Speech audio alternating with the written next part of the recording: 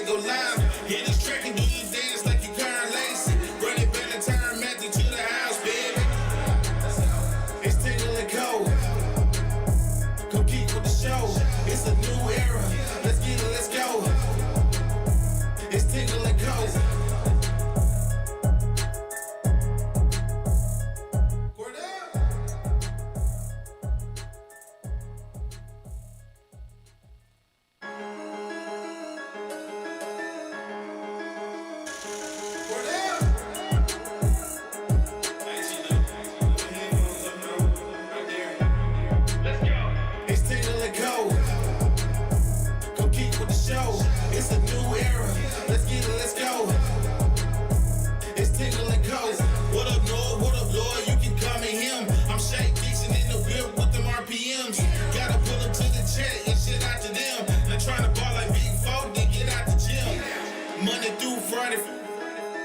When you see that notification, we about to go live. Hit this track and do your dance like you Lacy.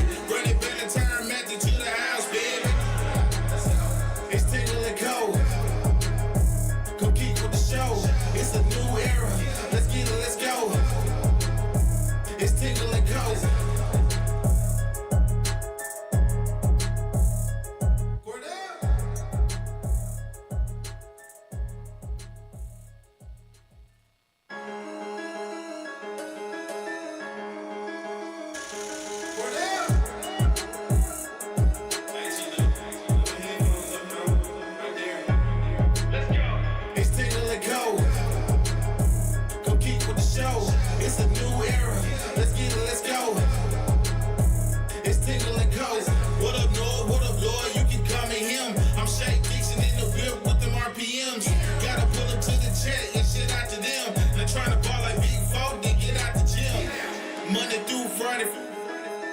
When you see that notification, we about to go live. Hit this track and do your dance like you Lacy. Run it back and turn Matthew to the house, baby. It's Tingle and Co. Come keep with the show. It's a new era. Let's get it, let's go. It's Tingle and Co.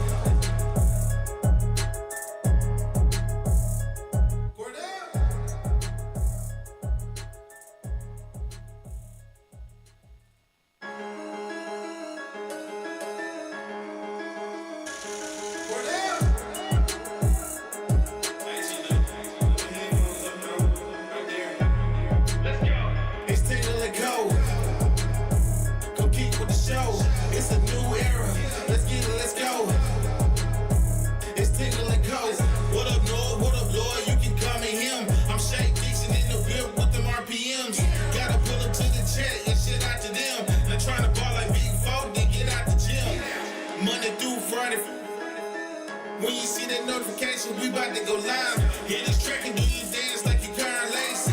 Run it back and turn Matthew to the house, baby. It's Tingle and Co. Come keep with the show. It's a new era. Let's get it, let's go. It's Tingle and Co.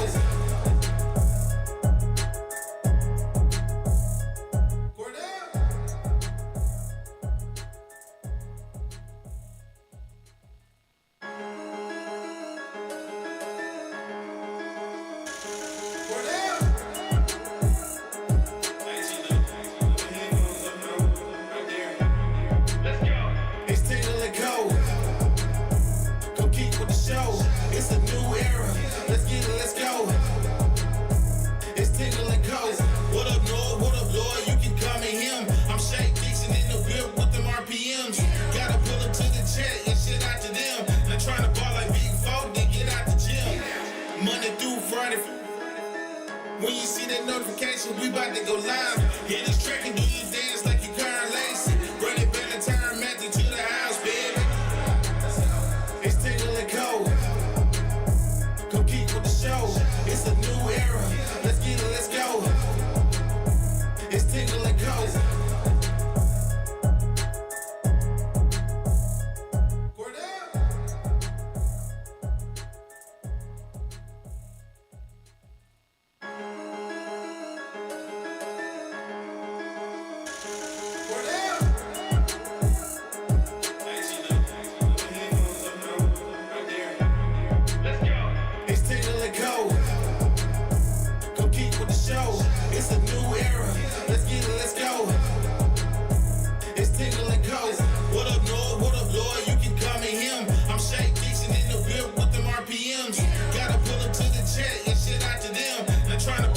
All right, good morning and welcome Talking in about my here nipples. on this Tuesday morning. Sorry for the late start. Are we? A little bit. Yeah, I am sorry. It's my fault. It's okay. My nipples were too hard. So now you have to I have show, the hardest now you have to nipples. show the people. Protruding through the shirt. Yes. No, they're There bust you and go. bust out.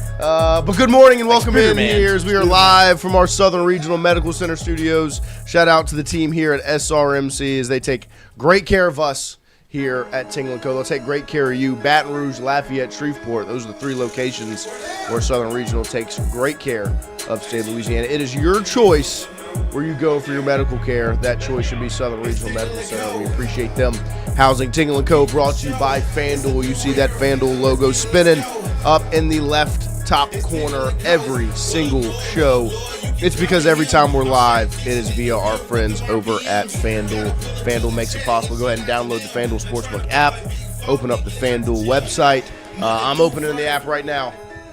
And all it does every time I look at it is make me want college football to get here even sooner. But you can bet on football this week, as there is preseason football on Thursday. Panthers, Cardinals in 2 days, with the Panthers favored by 1.5 points, plus 100 on the money line for the Cards. And if you're really itching to gamble on some football with our friends over at FanDuel, it starts this Thursday.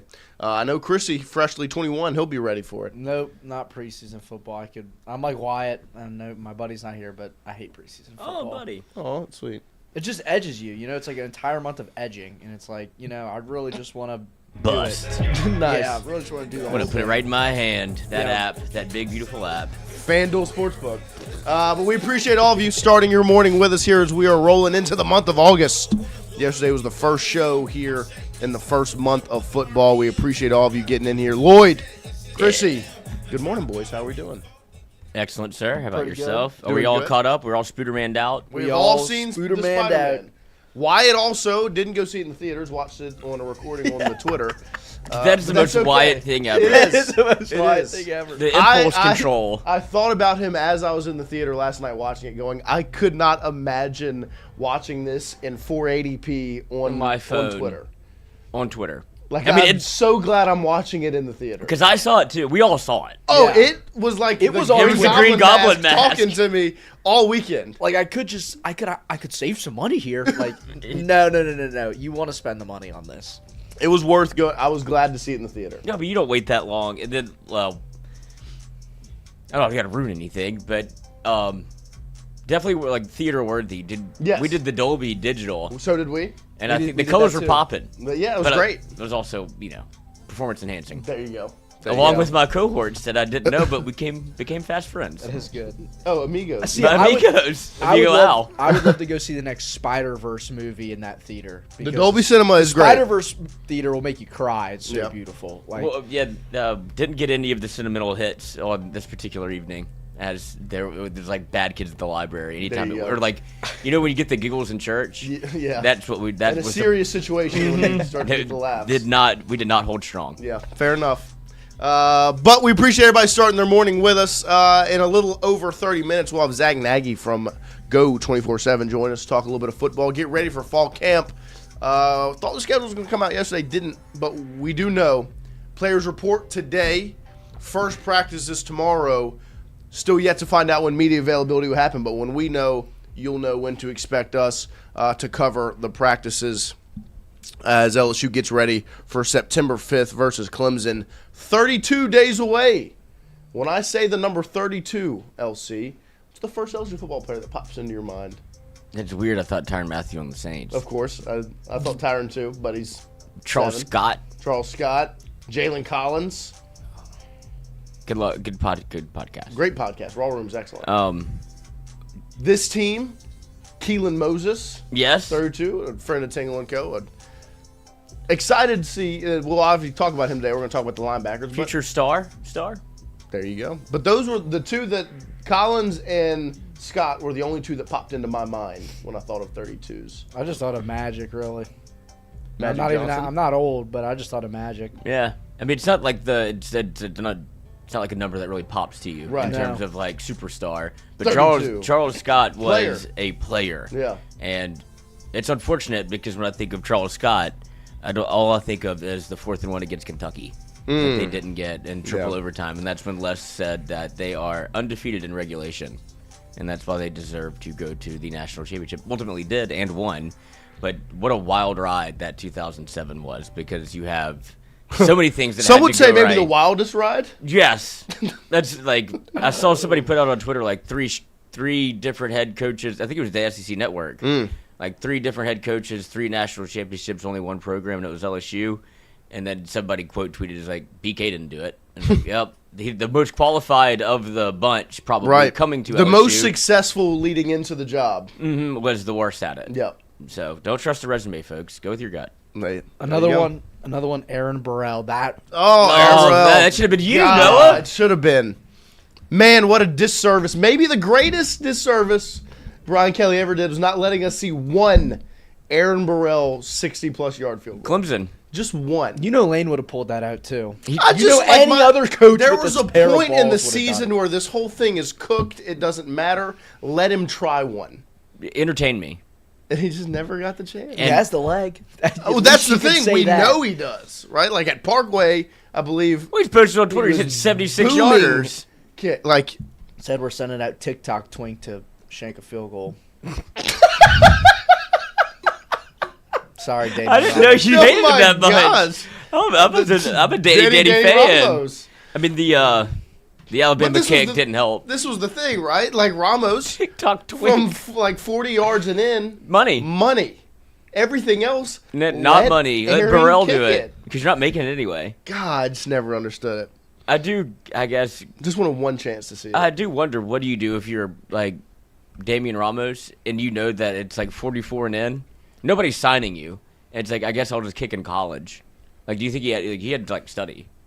Yeah. Like, I have to get a degree. That's why he started the TikTok. That's why he tried social media. Yeah. That's why you do the okay. social media thing. I didn't know you did that. Which I is thought smart. Degree at that point is now your backup plan because a guy like him's obviously thinking NFL, and then below that's like, oh well, content creation. I play for LSU, like I'm gonna do this. It's like, buddy, you're the kicker. You're No, it's not but gonna this is the take you thing. anywhere. If you are associated with LSU athletics, you should shoot your shot in the content creation Yeah. realm. Okay, fair Because it's enough. worthwhile. The brand speaks. I'm not gonna say I'm not. I 'Cause wasn't you gonna would do it. but not that way. Okay. Not that way. I have no the way problem he did with it. No, I have no problem the way with he did it. No. I thought CJ Jim Coyle, yeah. CJ does do a Yeah. great job. Yeah. CJ does do a And great to job. your credit, Lane has done it. Whenever they drafted Sebastian Janikowski in the first Uh-huh. round, sent him out for a 76-yard field goal in his first year. Like, send it. and Yeah. did not make it, but it was everybody's like, what is this guy doing? He's like, well, what do you want me to do? No, this is the reason I'm going to be We watching. drafted him because he's got a cannon. Let's see Why if he can not? do I'm it. gonna turn on North Carolina football against TCU on August 29th to watch Aaron Burrell kick. Where did he go? North Carolina. They keep taking LSU. They've got interesting him projects. and Caleb Jackson. And they had Max. he's in number. Johnson. He's in And number get- and- 92. Brandon Harris was North Carolina. Yeah, that's what I'm saying. Just interesting who ends up over there. Take some swings. So be interesting to see. I always thought I just wanted one. Just one. Just one. You We'll only see. need one. If they figure Caleb Jackson out, they won't. Bill ain't gonna do it. Bill. Oh, but Well, he's you gonna know treat who him that. like- you If know who that anybody offensive coordinator was is? gonna figure Caleb Jackson out, it would have been at LSU. Yeah. There's no I other trust choice. old Bobby P. I think Bobby Petrino's got something in the back pocket. It's going to be LeGarrette Blunt. Yeah. Get him the football. Yeah, let's make it happen. But 32 days away from LSU football getting kicked off. And with that, I'll start. Got 2 claps this morning as yesterday the Maxwell Award watch list came out, and one Sam Levitt is on it. The Maxwell preseason award watch list. Two claps for Sam Levitt. Ready. There you go. For the LSU quarterback, a lot of expectations there. We'll, of course, talk about that. We talked about it a good bit yesterday if you missed that. Today we will break down the linebackers. We'll preview the linebacker room for LSU football. As, in my opinion, if you didn't see the title on the thumbnail, this might be the best position room on the team. And it's one of the best linebacking cores in the country. You obviously are headlined by Whit Weeks, the big transfer from Ole Miss, and TJ and then, of course, returner in Devon Keys, who's your leading tackler last season.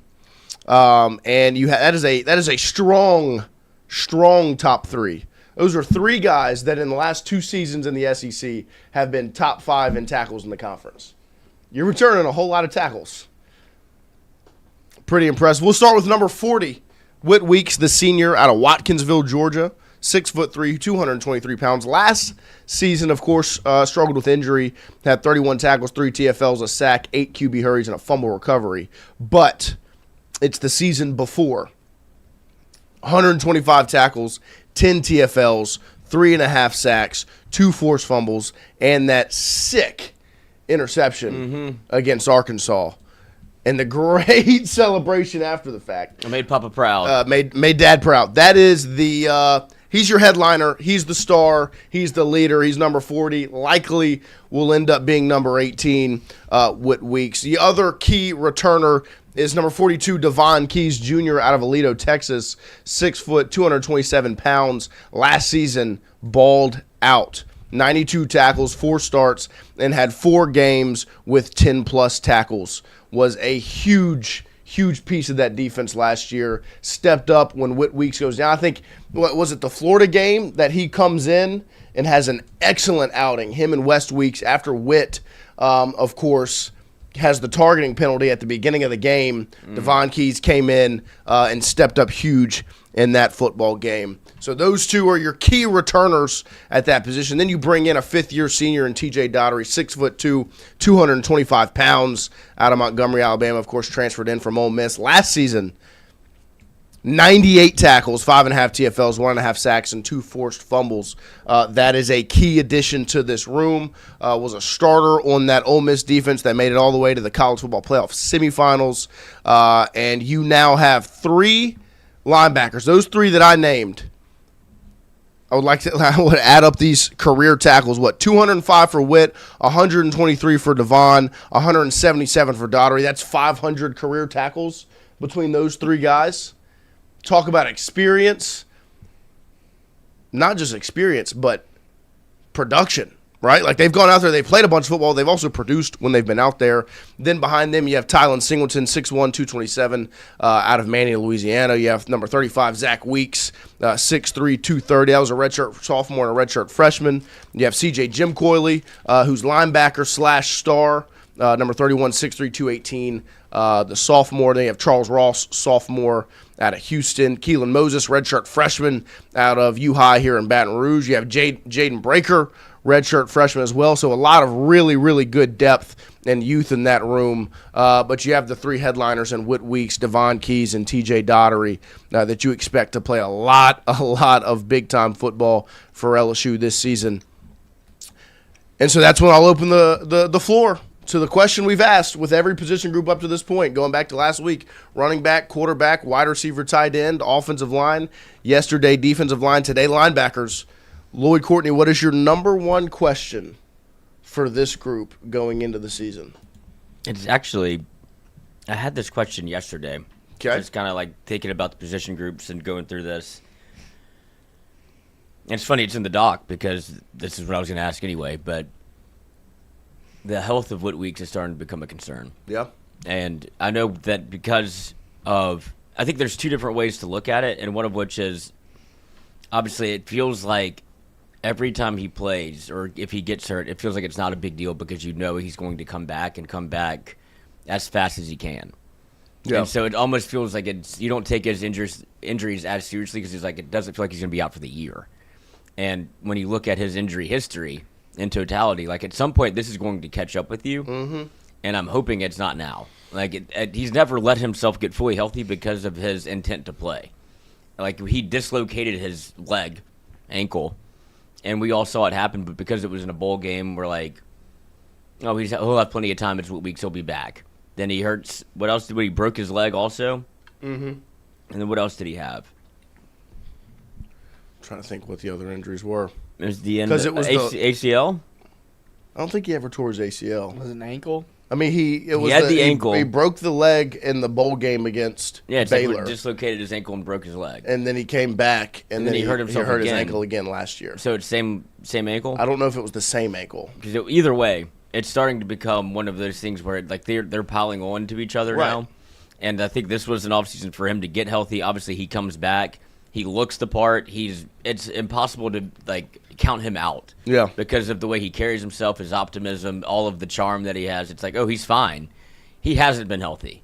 And so number one concern for somebody on your defense that you're looking to be an absolute, like you're waiting for him to be a star. He's had star moments. Yeah. But he hasn't had the ability to put it together for an entire season. And whether that be like the Florida targeting was absolute asinine. Like that wasn't that. Right. But you haven't really seen him since he burst onto the scene with that, the interception at Arkansas, where he's making play after play and shotgunning the beer. He won he won the LSU fan base's hearts. Yeah, I mean, because you haven't had that moment since. That was the week after the Ole Miss game where he balled out in that win at home. Because that was the season, right? 2024. I mean, he had 125 tackles, 10 TFLs, 3.5 sacks, 2 forced fumbles in that pick. He was second in the SEC in tackles and 9th in the country. The honky badger. And it was impressive. And then he finishes that year in that bowl game. I remember that. See, that's he was like, such a stupid nickname. I love it though. Yeah, because that was great. But like, a great nickname, a great play. On and so he balls out that season. And I pulled up the injuries here: the severe right ankle dislocation and broken fibula in the Texas Bowl versus Baylor in December, and then in September 2025 against Ole Miss, he fractured his right ankle. Came back. It was called a bone bruise, and he comes back against South Carolina, attempting to play through it, and sideline him for 5 more games before returning late in the season last season. So you're seeing have come back again. Do what? He shouldn't have come back again. He shouldn't have came back the first time. Yeah, but he can't. But it was called a bone bruise when it was a fractured right ankle. I wonder how that happened. Interesting. He's on the other side of it. Yeah, but so I agree. What a real piece of shit. The injury history now, it's back-to-back seasons where he balls out, but he ends on the note of an injury and then just never shook it last season. So you never got to see him. On a defense that was great, he didn't even get to play because he was hurt. Right. And so I think that is a key question. Probably the number one question going into it is, can he stay healthy and play football for you? I think my biggest question is just, how do they use all these guys? Right? Like, because you have Whit Weeks, Devon Keys, TJ Daugherty. But I've heard a lot of really good things about Kylin Singleton. Mm-hmm. Right? You've also got these young guys in Weeks, in Ross, in Breaker, in Moses. How do these guys get used in different moments? That's what I'll be the most intrigued to see. Because I have the utmost confidence and belief, of course, in those 3 guys, in Weeks, Keys, and Daugherty. Because you know what you're getting. You're getting experience. You've seen the production. They've played a lot of big-time football. You know what you've got there. What are you going to get from the other guys? And so that's what I think will be extremely, extremely interesting to watch as we go into fall camp. How do the reps get split up? Who is with the twos? You brought it up yesterday. Like, we know who the top 3 guys are. We know Weeks. We know Daugherty. We know Keys. Who's right there behind them? Right, that's what will be interesting to see when you get out on the practice field, is who is working with the twos at those spots. Because to go along with Lloyd's point, if you're worried about injury, well, you got to have somebody ready to step up and step in. Is it Kylin Singleton? Is it Charles Ross or Jaden Breaker? Is it the third Weeks brother and Zach? When you have the health question marks, but you also know you have the surefire 3 starters, who steps up behind them? That's what I'll be intrigued to see. I'm also interested to see with Devon Keys. I think that's an interesting storyline because Devon is a guy that stepped up big time last year, and you would have just said, hey, Whit Weeks, Devon Keys, those are your 2 linebackers. You end up bringing in TJ Daugherty, who led the SEC. I think he was second in tackles last year. Like, this is a guy that started 27 games at Ole Miss. I think he was first in the SEC in tackles. Huh? First in the SEC. Ton of SEC experience. He's played. I mean, he's got 177 career tackles. And so you're bringing in a key starter. You obviously view him as a leader. So how do you work in a Devon Keys into the mix? How do you find ways to use all these guys? That's my favorite part, is that we talked about Jay Johnson and stacking the deck and putting the pressure on him. That's what Blake Baker's doing. Now he's got the pieces, especially with that linebacking core. He's got all the pieces, so put the pressure on me to put him in the right spot. With Whit Weeks, with TJ Daugherty, with Devon Keys. Put the pressure on me as the coach to make sure these guys get used to the best of their abilities and put in the position to be successful. I'm also interested to see, obviously it feels like Whit Weeks will have the green dot on defense, but if you go back and watch Ole Miss last year, Daugherty is owning that, like, I guess that position group and that kind of style of play. Like, he's calling everything out. He's one of the more vocal leaders in terms of just being what you want at the head of your defense. Right. Like, this was at Ole Miss, and it was Pete Golding, and I understand that Whit Weeks and Blake Baker have probably a relationship that can't really be broken at this point. But it's just interesting to have two leaders of the defense like that, right, where Daugherty is very used to getting the call and signaling it in and doing all of those things, to where this could work in your, like, very much to your advantage, where you have two guys that are doing it. That message, like, if you want to play a game of telephone, have two telephones. Yeah. And now you have two guys that can call a defense and be able to relay it to the rest of your defense.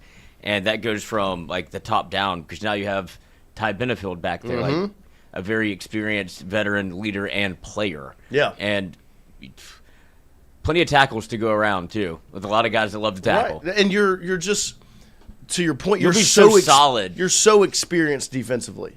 You have so much, so many guys that have played a lot of snaps, have produced when they've played. And now that you are turning towards a defense that, instead of having a linebacker in the star spot, you're going to see a DB there, right? You're going to see, whether it's Benefield, Spear, like, you're going to see a DB at star, which means you're going to have two linebackers on the field majority of the time. So how does this get worked out when you have three guys that are bona fide SEC starters?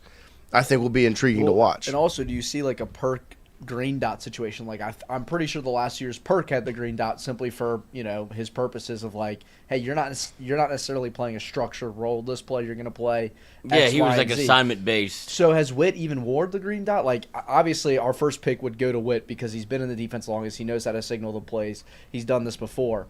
But he hasn't worn the green dot, at least that we know about. Right. So could that be a play that Blake Baker brings in, to where it's like, hey, I actually want Ty Benefield. He gives us the best chance to make a play. He's a game breaker, whatever. Let's give him the green dot. I want him doing this play. Like, because it might not be Whit. And also, it could just be TJ simply because he's done it before. So why even try it on Whit? Just give it to TJ because he knows what he's doing with it. I think 2024, Perk had the green dot and then got hurt, and it went to Greg Penn. Okay. And then it went from, because then I remember it went from Penn to Sage Ryan. I remember later on in that season. I think last year Whit did have it. Whit had it last year? year? I'm trying to, if I'm remembering correctly. But I do, and also it sounds like this is it sounds like a Brian Kelly thing. Right. I Like, also, just a classic overthink all of this. It'd be like, well, give it to Harold Perkins so we can talk to him the entire time. It's like, this is the last thing I fucking want as a coach in my ear until 15 seconds and you're gone. It's like, Perk did not need another man trying to tell him how to play football. Right. Whoever they decide, whether it's Benefield, whether it's Cooley, I would you give it to the whether middle it's linebacker, whether it's Daugherty, whoever they give it to, that's the thing that I appreciate about this defense is you're mature, you have experienced guys, and you have leaders. Give it to the Honky Badger. The Honky Badger. And so I would assume it goes to one of those two middle linebackers, and we'll see. Did you not think that they serially overthought this? Of course, they gave it to Perk. They're like, actually, Greg Penn doesn't need it because he knows the defense. He knows the defense, well. He knows the hand signals. Right. So he doesn't need the green dot. We're giving it to Perk to make sure our special boy knows exactly what he's doing. Yeah. It's like now Perk gets away from the green dot, goes to the NFL where he's going to be a starter. Yeah. Well, I want to push back on that because I do want, like, obviously, yeah, maybe you're overthinking it with Perk having the green dot, but I think that's really valuable to be a defensive coordinator and be like, look, Perk, this is exactly what we're doing. 15 seconds before the play starts. That's pretty, like, yeah, but that's not what the advantage. green dot's for. No, but that's how Blake Baker described him using it. Yeah. But the reason the green dot is for the call to come into that player and for them to be able to coach on the field to get the defense set. I understand that. You're instead using a player to tutor him. you're using it. It's maybe instead of it being used for 11 players, it's being used for 1. Maybe you're overthinking a little bit, but I think it used properly in that situation of like, hey, you're doing this play. I don't want you really listening to the middle linebacker who's giving the play call with the hand signals from the side. Right. Like, I think that could be like that's pretty valuable to have. Yeah, like a player that can do that. That should be done in the week. In the week of practice, you should tell them if you see this is what your assignment should be. You shouldn't be having to do that during games. On paper, it made a lot of sense. Yeah. But I do think it was just the wrong person to do it to. It was because just too many moving parts. Such a feel and instinctual player that I don't need. It's like almost, this is not going to be the best analogy, but it's the closest I can think of. Like if you did that to Tyron. Or it's like, you play a different brand of football than everybody else out here. Let me talk to you until, like, actually do this. And it's like, I already know what I'm doing, and you have no clue what I'm about to do. Yeah, I can see it like that, and that's too. why, like, Perk had that in him. It just felt like they coached it out of him to be like, no, you have to be in the structure and do this. Mm-hmm. Yeah. And it's like, do your job type deal. It was unstructured, but it was a When you're the it was best organized football player. chaos. Right. Yes. You're a It was football like, we player. don't need to organize chaos. Yeah, you were trying to put the Tasmanian devil in a Right. box. Don't do that. Yeah. Like, And they so should've just let him go. I guess I'll ask the question because I kind of prefaced the discussion with it. Do you think this is the best position group on the team? Because I think there are a handful of different positions that come up, but I think linebacker's the one that. Yeah, I mean, it's hard to say no to that. Right. Whenever you. Because I think safety's the one that a lot of people are going to lean towards. And I think there's one name because of that. Of course. And it depends on where you put Spears in this conversation. Right. What do you consider a star? Like, is that a linebacker? Is that I'll put him with the safeties. Yeah, that would be the conversation because Yeah. I think the Ty Benefield and Deshaun Spears are going to be absolute. Like, I'm a big fan of Spears and what he's going to do in this offense this year. So that's where I would lean a little bit, but the amount of depth in what you have, because you mentioned a name that he kind of popped onto the scene, and it was a bowl game 2 years ago when you saw Singleton running like with the kickoff returners. You're like, who the fuck is He that? was side by side with Xavion Thomas down the sideline. And he's like, oh, that's the linebacker from what, Manny? Manny. And it was like, well, that's like LSU.com. Yeah, it's when what you it's have supposed your to look like. linebackers running with kick returners, like, oh god, they're freaks. And I put Spears in that category as like freak show. Obviously, Benefield you're able to get from a transfer portal, but he fits the bill for what LSU was looking for defensively. Like, you're loaded on that side of the football whenever you start looking at the athlete part of it. Like, from the skill positions, linebacker, DB, safety, you're loaded. Mm-hmm. And so, yeah, you could, but linebacker has probably the most depth because of them bringing in Daugherty. Yeah. No, well, it allowed for you to not have to, like, you didn't have to You're not forced to play a thrust base guys into a defense. different situation. Because Singleton played in that bowl game, started in the bowl game last year against Houston, and had 9 tackles in a TFL. Right, so he came on strong at the end, and so that's why I lean towards this room being the best on the team. Is not as much like, I think the ceiling's high from a talent standpoint. It's just the experience and the production. Highest floor. Right, like it's the fact that I can sit back and I can trust because I've seen it. Right. Like it's those first 3 linebackers. Like I'm going to plug in the career tackles just so I have the official number, just how many it is total between those 3 guys. Because I mean, it's 505 total career tackles between your 3 top linebackers. That is a lot of tackles, which is it's not just experience, it's production. They've been out there and they've done it. Right, you had both of those 2 guys in Daugherty and Keys last year, 90+ tackles. The year before that, Whit had 120+ tackles.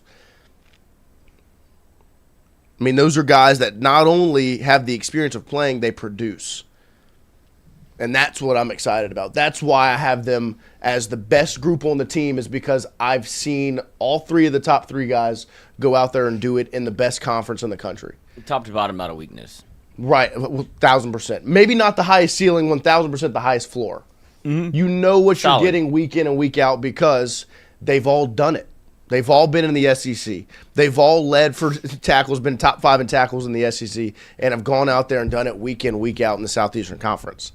That is where my trust. It's just I'm choosing this group because you know what you're getting. It's trust.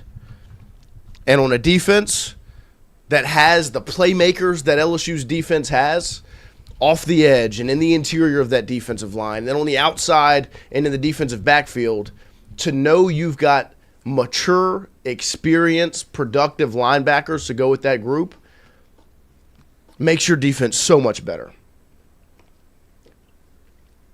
Because you know you've got playmakers everywhere, but you know you're sound, you're experienced, and you're mature at linebacker, which is huge.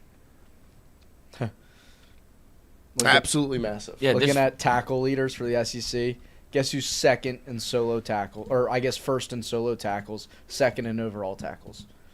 For the SEC? Yeah. Who was it? Xavier Atkins. Of course. Oh, yeah. I mean, Debo's a monster. Nice. And talk about flops by Brian Kelly. I don't know. But this linebacking room is legit, and it's the one, like I said, maybe not the highest ceiling. I still think the ceiling's pretty high. I just think what you have at corner and safety, the ceiling is so high. But it's definitely the highest floor because you've got 3 guys for sure that have all done it in the Southeastern Conference. You know Whit Weeks, if healthy, can handle the workload of an SEC linebacker. You know Devon Keys can go out there and be a starting linebacker in the SEC. You know TJ Daugherty can play 15 games of starting level linebacking play in the SEC. I mean, it's huge. And it makes your defense that much better. And so this is a group I was excited to talk about because I just know you know what you're getting with that room. Well, and I'm excited to see because of the experience that you're returning and people being in the same system. This is part of the allure of bringing Blake Baker back because he's the de facto also linebackers coach. Right. And that's the whole reason he had to go, I guess, is because you know who else coaches linebackers? Matt House. So Right. can't have 2. You can't. And so because Matt House was threatened by Blake Baker, and he's like, he's going to take my job. Well, it just took a year. But Blake having the ability to work with those guys and then the depth in what you have, I'm excited to see how he mixes it up and what he uses certain people for in Right. the role. Because you can go back to like John Chavis with like the Mustang package where it's like you have speed everywhere. And it was a different version of like the LSU football. It's like, just put all my athletes on the field. That's what I think of with like Breaker and Singleton, Right. guys that you haven't necessarily seen a lot of, but if they're on the field, they flash. Well, it's like 2019 when you would see Marcel Brooks and Damone Clark come in the game. You know what's about to happen. The offense knows what's about to happen. We're going to get the quarterback, you know? And so that's what I'm excited because it's the point I made earlier with the Jay Johnson. Like, it's stack the deck, give me the players, let me figure it out. And then each one will have a designed kind of role-specific identity, which I think helps a ton where you don't get into a perk situation. And I'm interested to see how this defense looks with that, as much as Wyatt would love this. See what it looks like without him. Yeah. When you're not trying to kind of square peg, round hold this thing. You have a DB at the star position. Right. Which you should. Yeah. It felt like it was the right thing, but it also felt like there's times when they picked on him, and you could see like this is what they're going after 3rd and 6. It's like put Perk in coverage, Right? Don't let him rush the pass. It's like that. Then it became on LSU. It's like, are you going to rush him or are you going to let him sit? And then it became like it was almost the entire conversation you had about defense was that. Well, because that's what like how do you make him a strength? It's like just stop thinking about it. If any offense was going into the game, that's also what they're looking. Yeah, they're looking at a defense that's in a nickel set. But the nickel corner is a linebacker. Liability. You know, like now you have these big body safeties bringing in Benefield. You already had Cooley and with Spears, and so it's like it's a DB out there, but it's not no little nickel. You know what I mean? Like it's a big old nickelback. Mm-hmm. Look at this photograph. Yeah. You know, like be a rock star. So I mean, like it's. No, they're big enough to cover a tight end. It feels like a defense play that's in the box. Finally all in the positions they're supposed to be in. And when that happens, with the amount of talent you have, it puts the pressure on Blake Baker to make the most out of it. And I don't know if there's a man I trust more. Yeah, no, we're good. I mean, like it. So that's what I'm excited to see as fall camp gets rolling on is how do they use these guys? Do they have specific packages for these different things? But really, Christian's point yesterday, I feel like even applies more today to the linebackers. What do the twos look like? Mm-hmm. Like I know what the top of that room looks like. I've seen 40 and 42 and then TJ Daugherty. I've seen them play a lot of football. Kylin Singleton, I haven't seen quite as much. Popped in the bowl game last year. I haven't seen Jaden Breaker, Charles Ross get as much run. Keelan Moses, Zach Weeks. Who steps up next? That's what I'm excited to see. And so I think it'll be intriguing throughout spring camp. I mean, not spring camp, fall camp. It is fall. To see what this room looks like, one that I have the highest expectations for. But we will preview fall camp in about 5 minutes to open up hour number 2 with Zach Nagy from Go 24/7. Do not forget that every single day we're brought to you by our friends over at Bally's Casino Hotel here in Baton Rouge. It is where Tiger fans should stay on an LSU football weekend. It is a great hotel. In addition to the 25,000 square feet of Vegas-style gaming, the great food, the vibes, they've invested a whole lot of money in remodeling, and it looks excellent. Absolutely pristine. It is a great place to go hang out and watch the game on some of the biggest TVs in the city, but also it's 2 or so miles away from Tiger Stadium, which is a quick Uber ride, hopefully, on a Saturday morning, and a ride back, or maybe even a walk back to enjoy, right, LC? Oh. A little 2-mile walk back to it's a great place to stay on an LSU football weekend. You won't catch me floating frowning. Back Yeah. after a win. It's a great place to stay if you're coming in town for an LSU football weekend, or if you just want to be closer to the stadium and everything that's going on ahead of the biggest LSU football season in recent memory. Bally's Baton Rouge Casino Hotel is the place to be. We appreciate them being a partner of our show, and we'll make sure you go take care of them and let them take care of you, because they will. We'll take a quick break here. We'll come back. We'll open up hour number 2 right after this.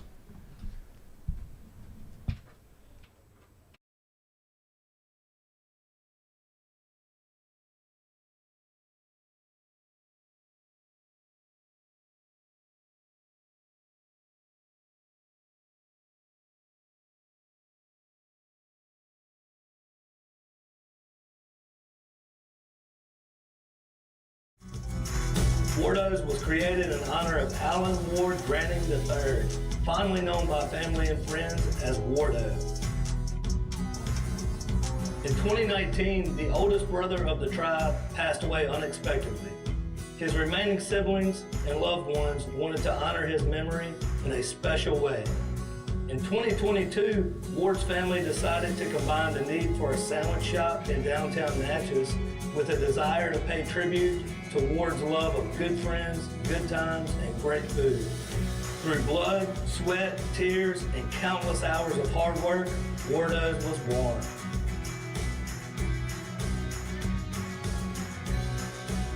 So go visit Wardo's today at 309 North Broadway Street in Natchez, where the po' boys are so good, you'll swear you're in Cajun country. Hey, Miss Lou, come visit us, Tom and Wright Granning at GOMART and On The Go Deli. GOMART has clean restrooms, community coffee, an awesome beer cave, and a great selection of anything you may need.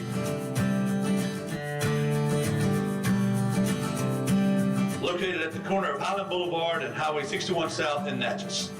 Also stop by Wardo's Po' Boys at 309 North Broadway on the beautiful Natchez Bluff, where everyone is family.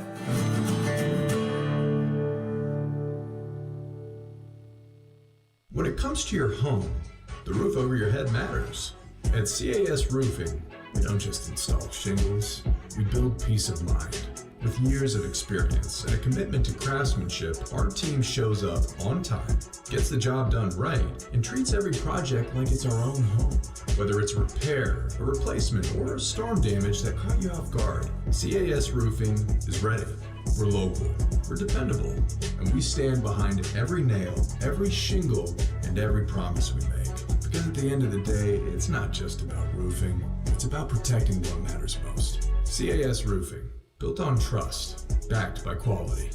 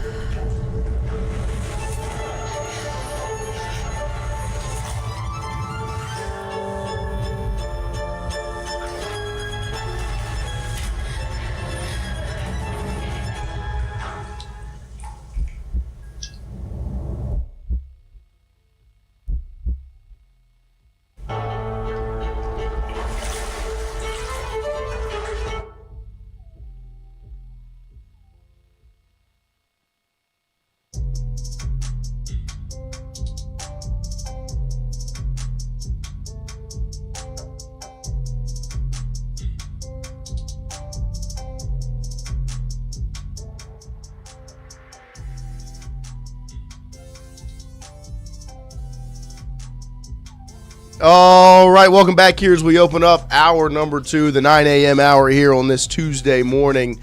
And we are joined by the godfather here of Tingle & Co. Makes his way in. Chucky Sunshine, good morning, sir. Good morning, gentlemen. How are you? We're doing good. We're doing Excellent, good. excellent. Good. Trying to stay busy for football season get here. Man, Cannot it's exciting, wait. huh? Cannot It's wait. exciting. Because electric's in the air. Right. That's the craziest part is you can kind of feel it. It's palpable. It's right there. Yeah. But how are you? How's everything on your end? Doing well? Everything's great. Everything's great. Just getting excited for football season. It's just a little different vibe this year than last year. Of course. You know, we had a expectation last year. This year we have big expectations, but I think we're all more comfortable with it. I think the optimism is what is exciting for everyone because it felt like you finally did the thing. You made the change where you can erase that era and start anew, and that's where it feels like you've finally kind of landed the one fish you Moby Dick this thing. Right. This is your white whale. You've been looking for Lane Kiffin. This is what you've been wanting. Ever. You got Mickey's magic beans. Now let's watch the beanstalk. Let's watch it. That's what I'd ask you, because from us, like from the fan base perspective, the excitement's at a 10. You obviously have friends that are, but like the money people are the people everyone talks about, right? And is the excitement there with that I think the level? excitement's there. The expectations are really high, right? Among big donors. You know, you get the question or the thing, we need to win. Well, of course we need to win.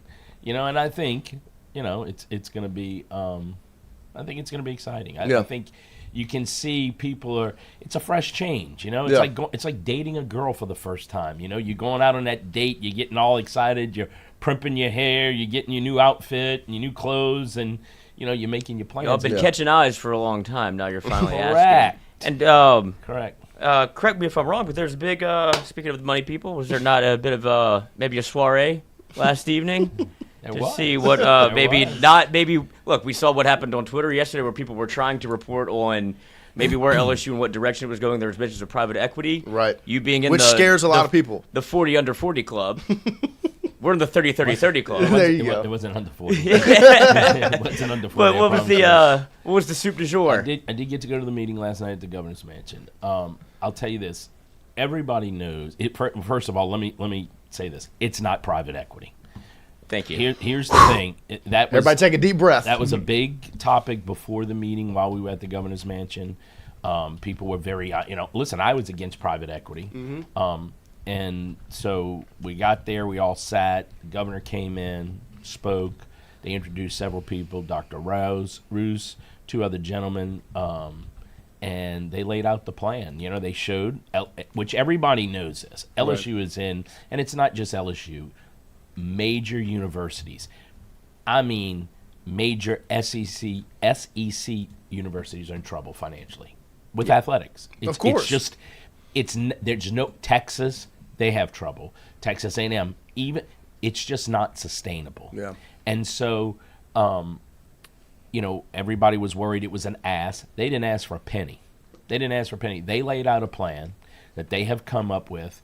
I'll tell you this: it's not private equity. It is just shy of genius. Wow. It is amazing. It's something that LSU will be cutting edge with. They'll lead the thing with the nation with this. And what they're trying to do is just create a sustainable revenue source to where you don't have to bother donors. I mean, the guy stood up last night. He was here from Michigan helping, lay out the plan. And he said, look, I'm donor fatigued. I'm a Michigan State fan. I'm donor fatigued. I live in East Lansing. He goes, people were knocking on my door every day. He goes, and I just couldn't. He goes, I even thought, I looked at my wife, and this guy's a billionaire. He goes, I even thought, I want to move out of Lansing because I can't deal with this anymore. Like, it's just, he goes, so I know what everybody in this room is feeling. And so they laid out this plan. I got to tell you, I was just like everybody else, no private equity. That's, once private equity gets a hold of you, you're going to lose control. Yeah. This plan, LSU remains in control. And the revenue streams are unlimited. And this guy that came in to speak is a big Michigan State booster, big fan. He said, that's in the Big Ten. SEC is 10 times bigger than the Big Ten. No pun intended. But laid it all out. I mean, they had org charts, and it's amazing. I think the governor, hats off to him. I know not many people, think he's he is one of the most amazing business people. And with all due respect, if people don't realize that how lucky we are to have Dr. Wade Roos as our president, you're an idiot. I mean, this man he just keeps going. He keeps going. He came up with this plan. They created this model. They laid it all out. And the governor stood up and he said, look, here's the deal. The reason why I got you all in these rooms is not for money. They did not ask for a penny. He said, the reason why we have you all here is because when LSU was not sustainable and was scraping the bottom, you all in this room helped elevate it and keep it afloat. And so I want you all to hear it first. I want to ask any questions. Yeah. There was a ton of questions asked. And he said, he goes, look, once this is done, I'm going to roll it out to the public, and it was, I got to be honest with you. It's like I said, it's just shy of genius. It is just shy of genius. And another guy from, I think one of the Carolinas, I think he was an attorney whose law firm deals with stuff like this. And they figured it out. Yeah. They figured it out. And this guy from Michigan said, look, I helped Michigan kind of, like the governor even said it, they had probably 50 private equity companies wanting to come in and buy stuff. No doubt. He said, I told them no. Not one of them, he goes, the numbers didn't work. He goes, and look, we all scared of private equity when it comes to an institution like this. You don't want to lose control. And this plan, LSU remains in control. Yeah. I think, I don't know. Listen, is there a downside? Yes. Yes, and that was the big question. Okay, so you get this money from wherever, and what's the downside to the investment? And they said, if several universities don't figure this out and they start going broke and they can't afford to pay the kids NIL, kids are going to opt out. Yeah. What happened in the NFL when they had the big kneeling for the national anthem? They lost 25% of their viewership. Yeah. Well, if kids opt out in college, you're going to lose viewership. Yeah. And then guess what? Revenues go down with the TV money and stuff like that. I kept hearing prior to this year that the TV revenue is going to increase in the next few years and it's going to save LSU. It doesn't increase till 2033. Yeah. As of now. You can't wait that long. No, that's 7 years. You can't wait that long. It's not gonna. It's not. You would not have what you have. Again, you don't see NIL going backwards. You don't see it going down. Prices go up every year. Up, and so just say you spent $40 million on a roster. Next year it might be $60. Well, quarterbacks were $2 million, and they became $4 million, and now they're $6 million. Yeah, and so it's going to go up. Yeah, and you can't. Your revenue is not covering the cost of your expenditures, and so it's simple business. Yeah. The guy from Michigan was. I had to be honest with you. He's very, very intelligent. Clearly, he's a billionaire. He built his own companies. And with him, Dr. Roos, the governor, look, it's really I'm very excited for LSU because as one of those donors who is getting donor fatigued, right? It's almost like you can feel a weight lifted off of the shoulders in that room. That is huge. Again, it's not private equity. Yeah. I promise you, it's not private equity. They even talked about the article that came out yesterday. Completely false. LSU has not made a deal with a private equity company already. I think that's music to everybody's ears. Yeah, because that was the scare yesterday. And so, look, somebody sent me the article. I didn't even read it, and I'm standing there waiting to start this meeting, and people are talking about it, and I go, and they were mad. They were mad, and I'm like, hey, look, I agree with you that we don't want private equity, but let's hear what they got to say. Maybe that's not what we're doing right now. And let's see, and there was some really big hitters in that room. I mean, huge hitters. from out of town, LSU alum, LSU boosters, some local people, and not one person was asked for a nickel. They literally, we don't want your money. Yeah. We're not asking you. We just want you to hear what we have to say and understand it and help us get the word out that this isn't bad. This is a good thing. You have to do something, but my question is, these people that are obviously like hosting the meeting, are they going school to school, or is this going to be an LSU specific plan, or is it that they're trying to get more people, like more schools on board to do it this way? No, this is an LSU plan. Other schools are looking at these models because, like I said in the beginning, no university can sustain this type of. Right. So I didn't know if they were like pitching this to multiple universities. No. This is so they have some similar. Michigan State has a similar plan. Yeah. But not to the effect that LSU is looking to put this in effect. They're going to be on the. So I literally, after it was over, everybody standing around talking. The governor walked up, and I was talking to the governor. And I said, "Governor, I got to be honest with you. You don't know how refreshing this is to hear that Louisiana could be, and LSU could be a first in something." Yes. And he started to laugh because I never thought of it that way. But you're absolutely right. Finally, we're finally. And I didn't want to bring up in front of him that we got voted 48th. We have 48th out of 50 states or 50, and so maybe this helps us. Look, I think it's going to help LSU in the long run. That's huge, and it's not just revenue. I mean, Dr. Roos is looking at the athletic department cutting some budgets, and cutting their expenses some, and so it's all. Listen, he's very smart financially. Yeah. I think with this team that they have put together, I think it's amazing. It's amazing. How much did the Save College Sports Act come up at all? Since it was like past kind of like the stroke of midnight, I figured that would have something to do with what LSU was trying to plan. Because at first SEC was against it.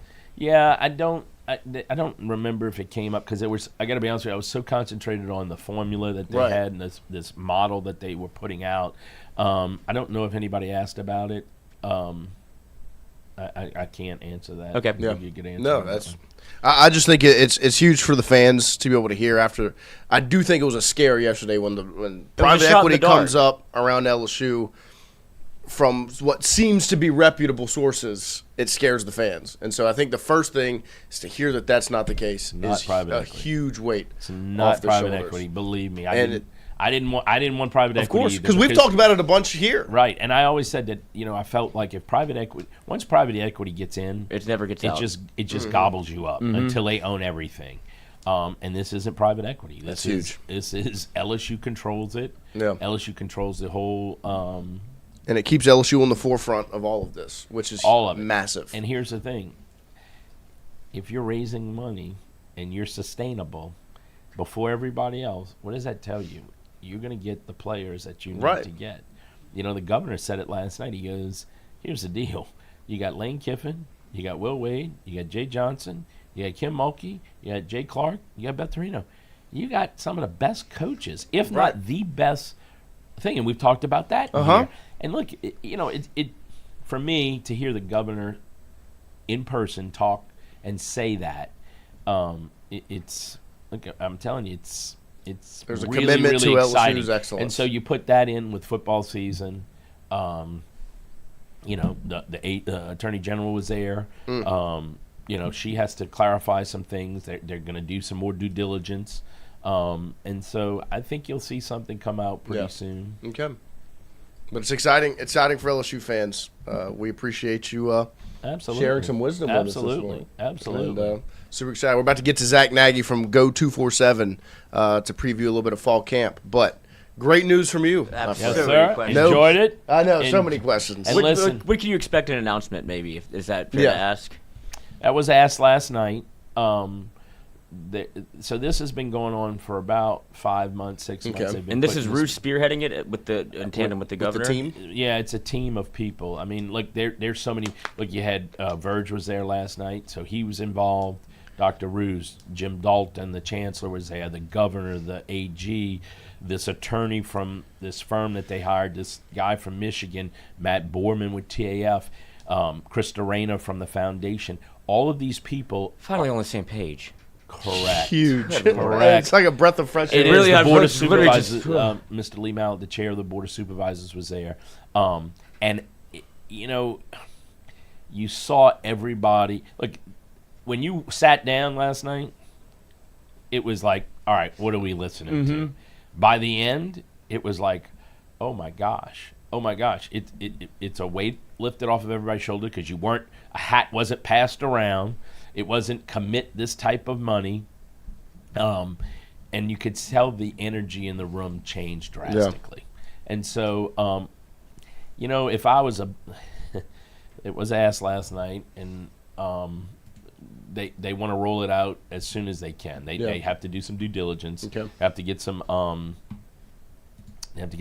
entities to approve what they want to do and sign off on it, and then I wouldn't be surprised maybe before football season, or the week of football season, or maybe shortly after, because it has to get into effect, of course, immediately, right? Like as soon as possible. Like you're at the 23rd hour, right? Yeah, Right. they're not holding it back for fun. They're just checking their boxes, dotting their I's, crossing their T's, making sure everything's straight before it rolls out. Between Dr. Roos, the governor, these other people, Mr. Mallett, Matt Borman, Verge Osbury, they're going to get this out as soon as it's ready. As soon as possible, because this is going to be cutting edge. You're going to be to the forefront of something. God, it's so nice to hear. Listen, listen, on a Tuesday night or a Monday night, do I really want to sit in the governor's mansion at 6 o'clock and listen to a speech? You're skeptical.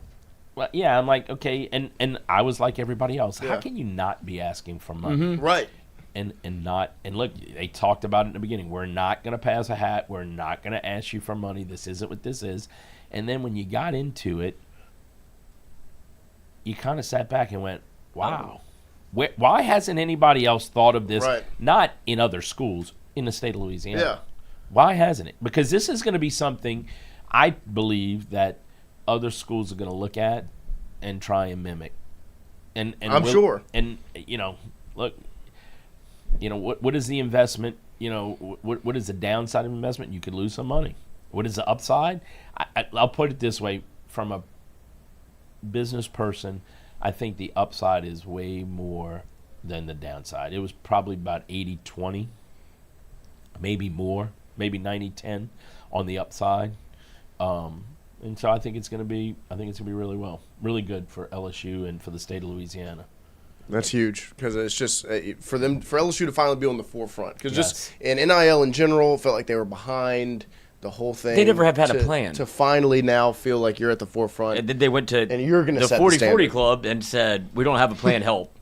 Yeah. And put it all through, like, let's burn this money. I mean, they had boards up, and they went through the boards, and man, laser pointer? No laser pointer, but you could literally, like, when they were explaining this, like, everybody was just sitting there like, oh, this isn't bullshit. Sucking it up because, like, wow. And they had some really good questions, and we didn't get accosted by the media going in or coming That's out. good. So it was great. That's always I'm good. sure surprising. this Wednesday meeting there'll be people out there camping out because of some of the people that will be there. But a lot of big people from Louisiana in that room last night. And I think it's interesting to have the dual meeting, like the Monday to go skeptical, Wednesday, the word's going to get around. It's like you're going to want to be there. And so I think it'll be a totally different kind of atmosphere that they're pitching to because they trusted y'all.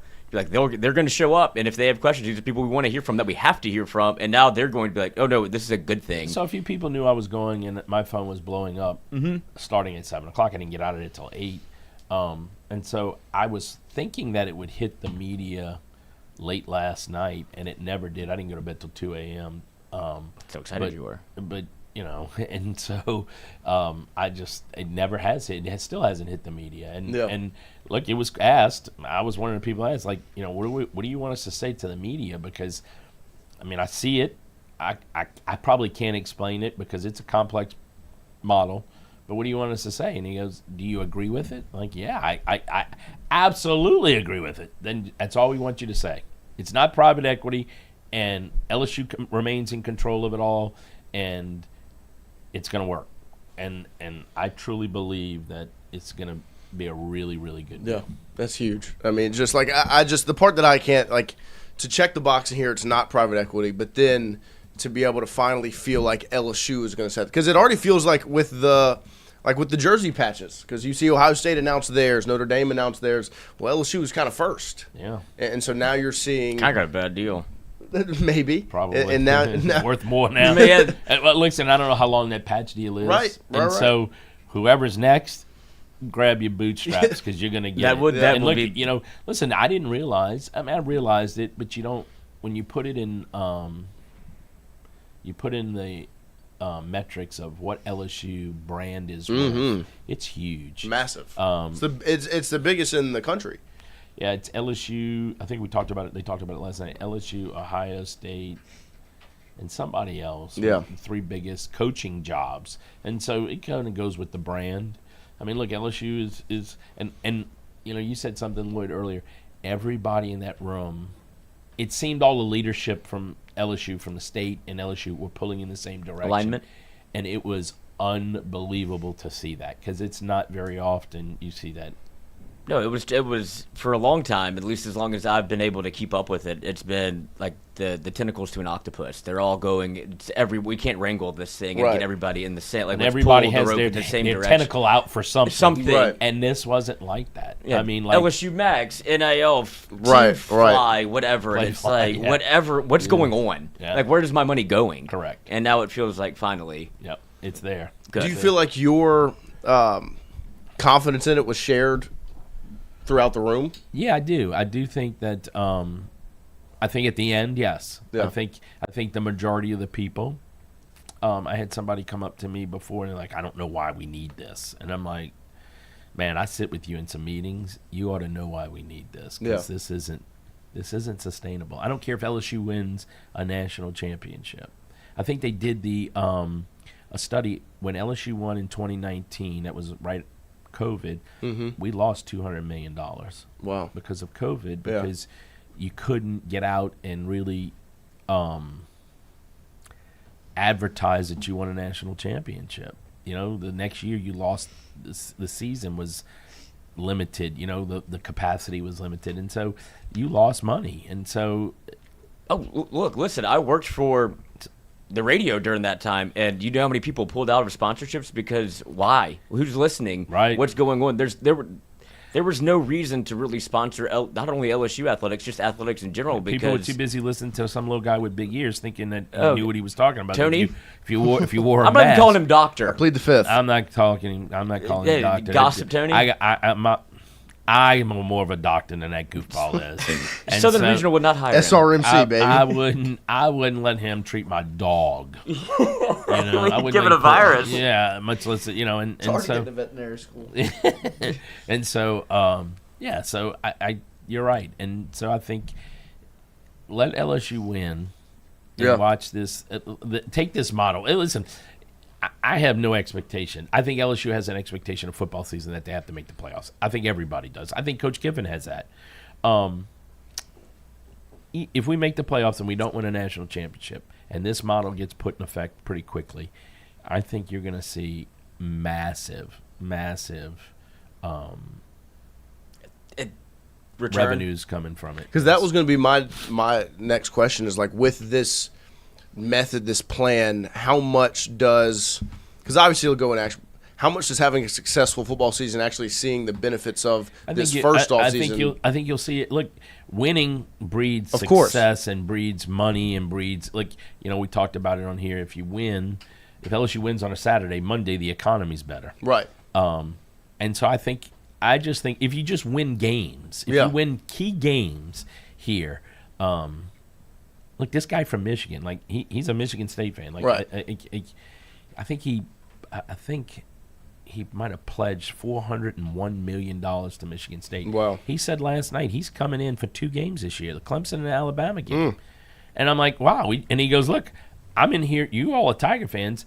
And I think what I related to him is not his money, but the donor fatigue part. And I think everybody in that room was tired of being hit up for money. Well, and that's been the fear since the beginning is how long can you ask these people, the same people, for money. Time, especially when the number's going up every time. Right. When the first offseason it's 500,000. Yeah, they might ask you for 100,000, then it's 250, then it's 500, then it's $1 million, and it keeps going, and it's like enough.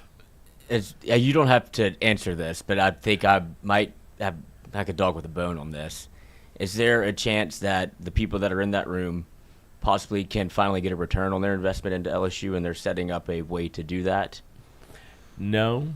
I don't want to say no. I'll tell you this. Not one person in that room last night said, I'm in for money. They weren't asked. Right. But not one person raised a hand and said, I want to put up $50 million or $100 million. Not one person. Because it does feel a bit like, and I'm not, like, you don't have to answer if you don't. I don't want you to get, keep doing it. Look, dude, what you've been doing, it's been working. But it does feel like a Series A of investing. Of like you get the first right of refusal to be able to get into this if you want, like almost a pitch. I think as time goes on, there might be an opportunity for people to maybe, but we're not talking $1 million. No, you're not talking $5 million. You're talking 25, 50, 100, $200 million to really do it, and it's all based on evaluation. They have to have evaluation, a third-party evaluation, evaluate LSU's revenue stream, and see what it's worth. I mean, they have an idea, because if you're gonna offer an investment, somebody needs to know how much the investment is worth. I mean, you invest in SpaceX, which everybody, you're big.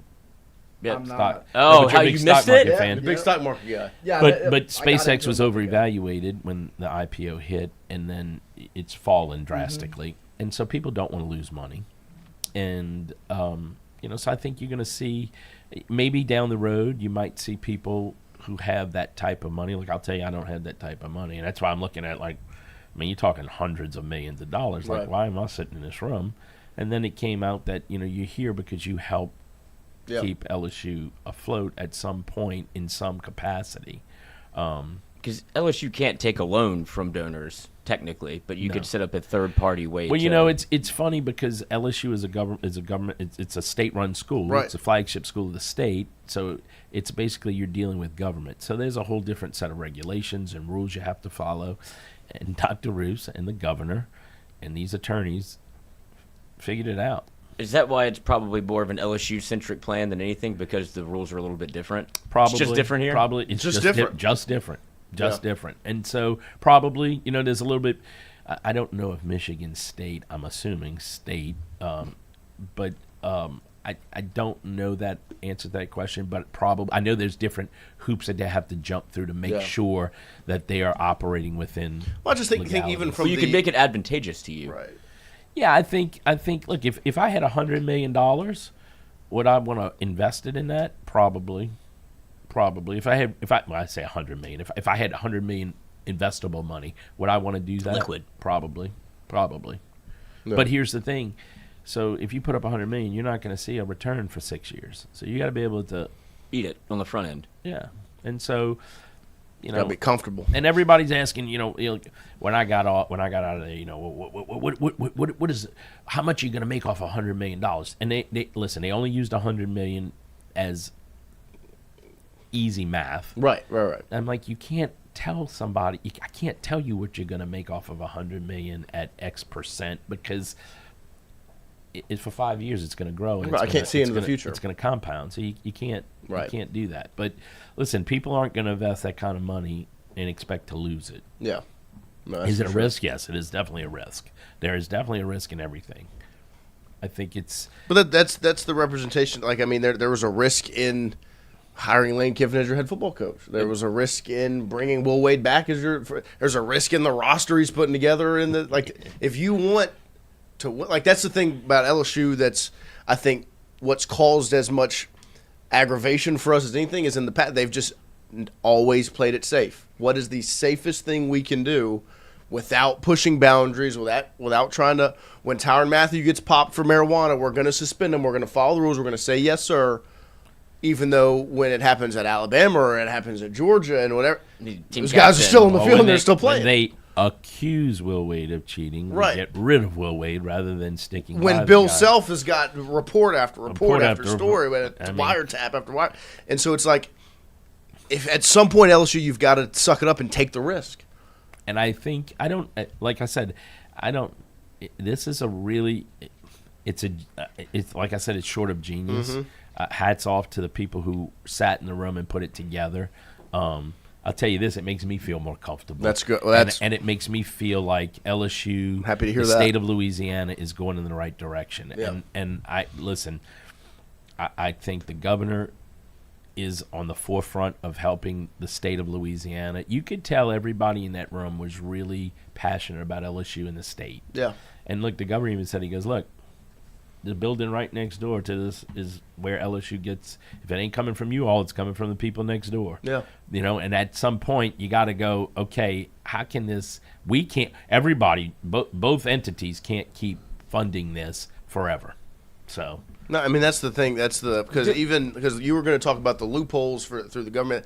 Just on paper, Louisiana is better if LSU is better. That's the there's gamble. nothing. That's what they're there's betting nothing on. like that anywhere else in the country, because you can't go all in on Alabama in the state of Alabama, because there's also Auburn, right? So I mean, even just from like a voter standpoint, I can't.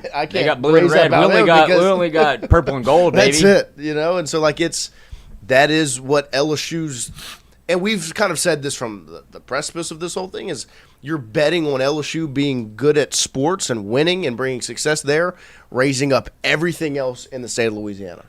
Yeah, and let's be And how do you make that profitable? and let's listen. This is what I took from it, and it was said several times. They're just, the governor said it, Dr. ROUGE said it. They're just trying to create a perpetual revenue stream to where nobody else gets tapped. Nobody else. Yeah. And look, if I think the sooner the better. I'm very, very excited about it. I'm very anxious to see it come to fruition as quickly as I think it needs to.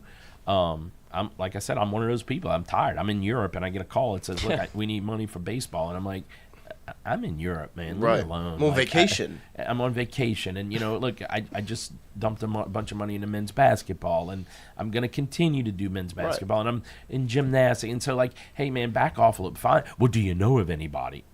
I gotta be. Y'all know the same people. The people I'm going to tell you already know. Yeah, you probably already asked them, right? And so, like, come on, man. Let's. I actually met somebody over here in Europe just now, and he's willing to give you whatever you need. Right, yeah, right. And so like I said, it's a great plan. I think people can take a deep breath. It's not private equity. It is not private equity.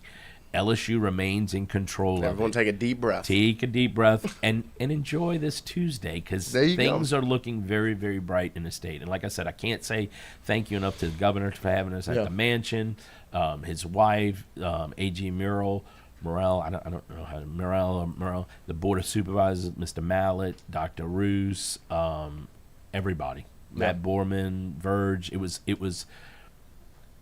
was really, really. but so refreshing. It was, man. I got to be honest. I slept really good. I mean, I couldn't sleep because I'm I was so excited. Say it might be real. I got home. I got home about 9:30, and about 9:45, I'm texting, and my wife's like, "Who are you texting?" My daughter, we were all sitting and watching TV, and I'm like, "Dr. Roos." He and I are texting about how exciting we both. I mean, like, listen, I don't know how he kept it to himself for so long, and like I said, hats off. We're very lucky. The governor said last night we're very lucky to have President Roos here. We're very lucky to have Jim Dalton here, Chancellor Dalton. I think it's very, very, very, very bright for the future This is of LSU actual State. alignment. No doubt about it. No doubt about it. Now, will you have skeptical people? Of course. Absolutely. And, just save. Listen, like I said, before the meeting, before the presentation, it was very negative, and I felt it was very positive on the way out, and so I think it'll be good. Is it Greg Williams from Michigan State? You don't have to answer. I'm not answering. I've got a name for you. R.J. Luis. Oh, I got to call him. I haven't. I mean, look, I haven't talked to Will in since Friday, Yeah. and so I'm excited. Your Like, to-do list has been full. oh man, I'm like, everybody's like, people literally people that went. I knew some people like, man, I got to do my homework to go to this meeting, and I go, for what? I mean, I don't need to. No, this is your chance to be. I had people entertain in there me. and people. I'm not taking notes. This isn't. Listen, if you don't, You've already done your homework. This isn't a lecture. It's more Yeah. of a movie. That's just if you're not asking me for money, I didn't bring a checkbook. Yeah, I don't have a pen. I forgot my wallet. And so no credit cards. And so no, Apple Pay. Yeah, don't do that. And so so it was like I said, I'm anxious. I didn't get to talk. I mean, I talked to a few people after, right. And nobody really said I hate this. Nobody, but you could tell the smiles, Optimism. Mm-hmm. and so I'm be anxious to get on the phone this morning and talk to some. I'm gonna ask this. It's Tiger Vision 2.0. I'm gonna ask. We're back. I'm gonna ask this question and Wyatt's memory. Yeah. Since he's not here, was there any food or snacks? There was food served. Wyatt would want to know if there was food served before. If it was just strictly business, or if there was a little snack. Food and drinks. Somebody kept asking me, man, you want something to drink? You want something to drink? And I had a water when I first got there. I'm like, no, because I don't want to have to. Like, literally, you walked into this room, and it was set up, and there was a podium and seats and everything, and then they closed the doors behind you. And so I'm like, man, I don't want to get up and have to open a door to go to the bathroom in the middle of this meeting. No, I'm good. So, Do they have hot dogs? No hot dogs. It was high-end food. Yeah, I'd I mean, at the imagine. governor's mansion, you think he's going to pull out pigs on a blanket? Maybe. You I know? would want them to. He would. So, all right, guys, I got to go. We appreciate you. Appreciate you. Thank Absolutely. you very Enjoyed much. it. Hopefully we'll be come back with some RJ Luis news. Hopefully, Yes. people are ready. Yep. See y'all. But smiles sir. on all of our faces. Thank you very Chucky much. Sunshine, pumping sunshine. Sunshine, baby. There he is, Chucky Sunshine. That was very nice to hear. What was that? Pressing guy What is it?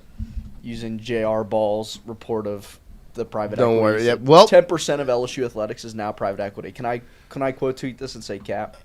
just leave it. It doesn't matter because what you just heard was that there is no private equity. And I don't know if you can say it any more straightforward than that, huh, LC? No, you can't, but I'm very interested. No, it is quite intriguing. Because I think I was close. I don't think so. So it's very interesting. The reports obviously came out yesterday, and I think had everyone in a position where they were kind of hesitant or nervous or scared. It was very nice for Chucky Sunshine to sit down and shine some light, as the sunshine does, onto everything that's going on over there. And what'd you call it? 40 for 40? Mm-hmm. 40-40 Club? The 40-40 Club. There you go. So I will say, would you this cup with 41, knock that one off. We're in the 40. I think you can knock that 4 off. What were you about to say?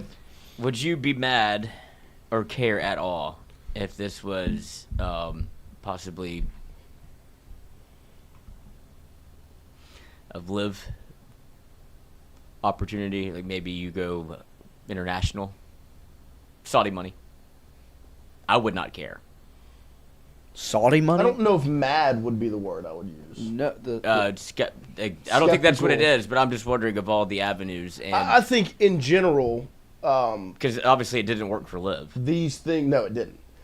I think in general, these things breed skepticism. Anytime you are doing something like outside of the box or outside of the norm, it breeds skepticism. Like you're just, human nature would be to be skeptical of it, especially from an LSU standpoint, because so many times things just haven't gone that way. And so I think it'll be interesting. Like that's why my favorite part when you asked it was like the timeline. Like, when is this going to be something that we truly and finally hear about, and get to know? I think is the part that it was nice to hear that it would be sooner rather than later. It's not a postseason discussion. It's something that's either preseason or right when the season begins. I don't know, because that's the thing. It's just there are a lot of possibilities into what could be moving and shaking and going on. I'm just appreciative to have the conversation with Of somebody that course. was actually in the room, and I know he wasn't going to tell you exactly. Can't divulge too much. No, I'd imagine there were some NDAs passed around and that kind of deal where this is like what's in here doesn't leave here, but you can Right. definitely do what he just did, which is provide optimism, because you should be. But I do think that it's going to be. I wonder who's going to get it when you say that's 80-20 or 90-10. What's the 10? Who's going to get hit? Is it going to be the common man? This would be interesting. And that's I was just, it was nice to hear the two boxes get checked, right? The private equity to one be pushed back, and then two, the positivity coming from the meeting. Those were the two things that I think were the nicest to hear. But I agree with you. I think there are still, of course, questions.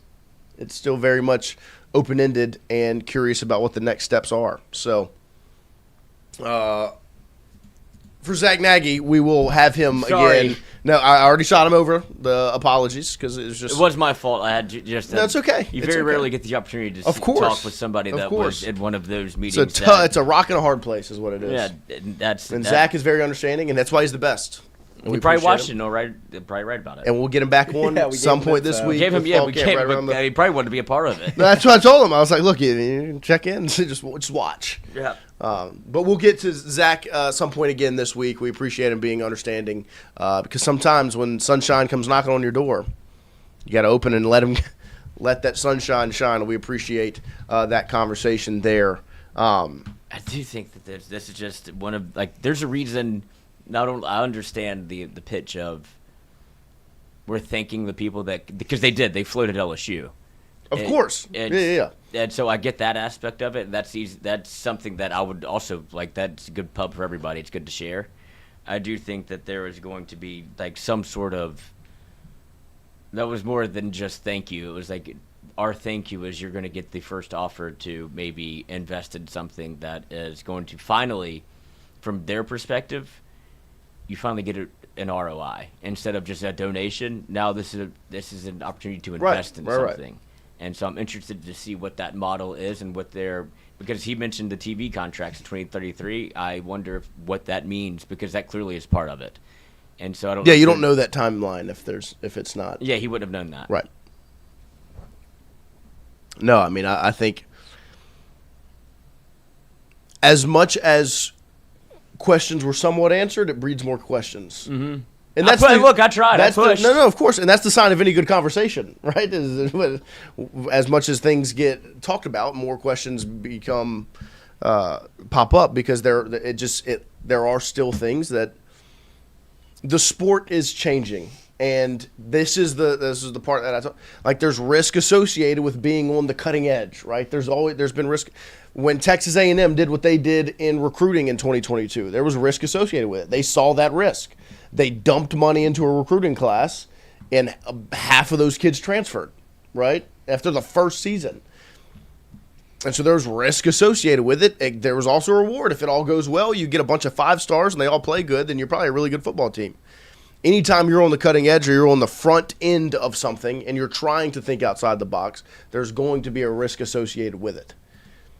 And that's why the part that I appreciate is this is not a spur of the moment and on the whim type of thing, like that. It's not going to roll out until they have their I's dotted and their T's crossed and they understand what's going on. Because I feel like with the Texas A&M example, they didn't really know what they were doing. They just knew they had the money and they decided to throw it at recruiting and see what happens.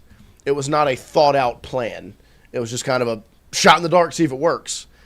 God. That's the part where I appreciate about this is there is a risk associated with it. How do you minimize risk or avoid risk is by having a plan and looking at it from an overarching standpoint before it's actually put into action to make sure you're prepared for whatever may occur. And that's what's good. You want to take risks, but you have to be prepared for what happens with it. And that's the part that I appreciate, is that this isn't something that just happened, that just came up. There's been a plan, there's been efforts, and there will continue to be so before it's even rolled out and announced to the public.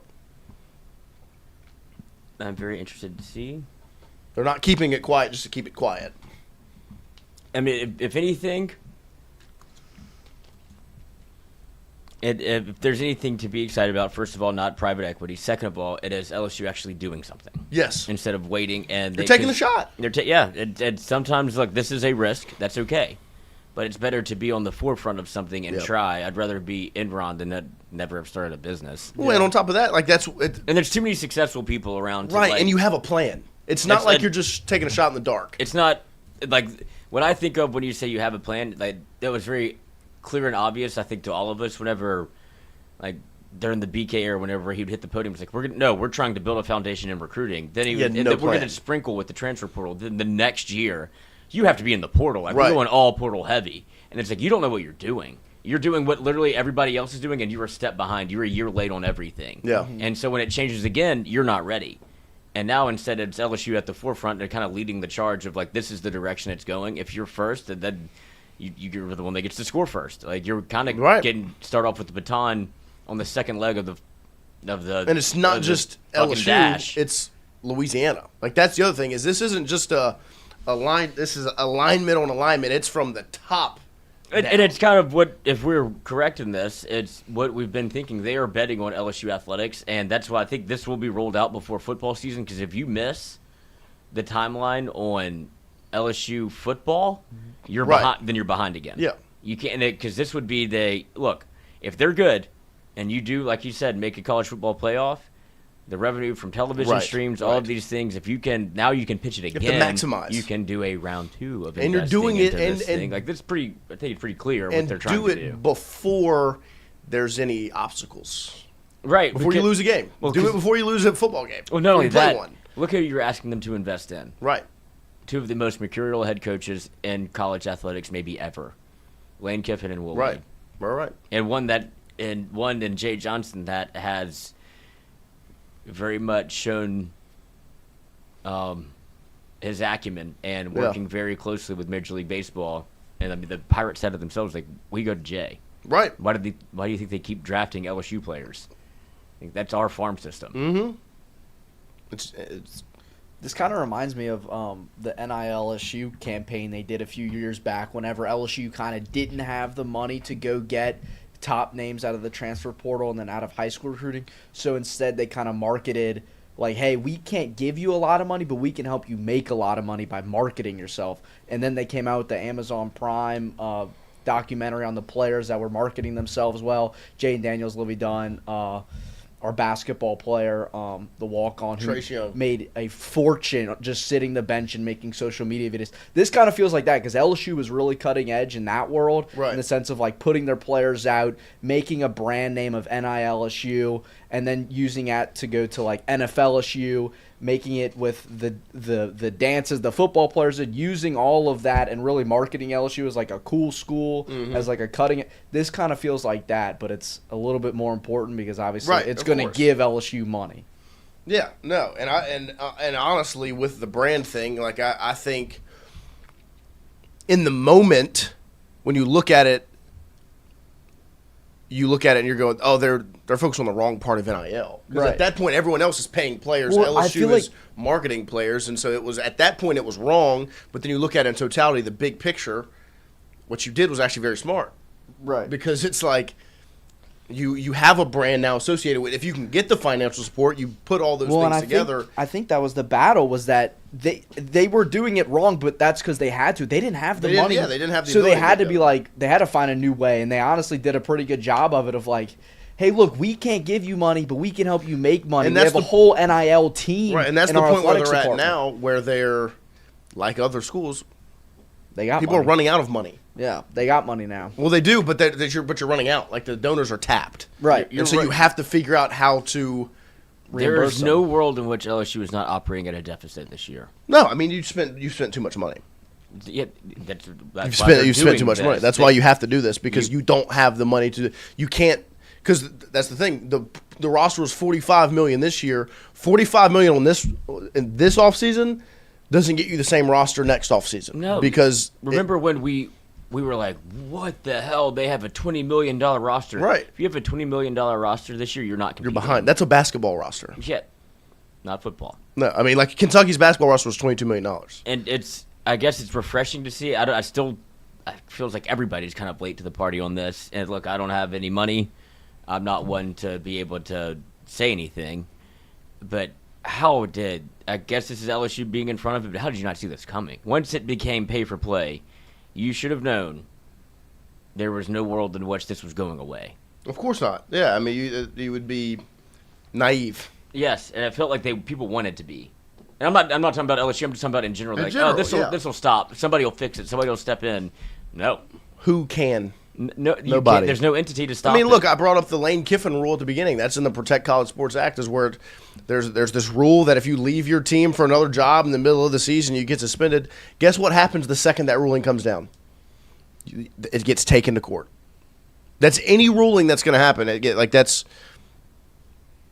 That is where you can try to say you're going to bring in these stipulations and these rules and all these different spots. You can only really do so much because Pandora's box is, as Gus Johnson would say, wide open. Yep. I just, like I said, considering I'm not in the meeting, we're not in the 40-40 club. We are not yet. I just hope it's not that Maybe one day, huh? where they get us, the fan. That's what we'll see. And so it'll be interesting. It was nice to hear, look, the two big boxes you want to get checked were checked. It was a positive meeting that seems like there is a very positive plan put in place for LSU to be on the forefront, and it ain't private equity. Yep, just Both of those things were said. Just get your revenue higher than your expenses. And you're in a good spot. That's business. That's business, I'll tell you what.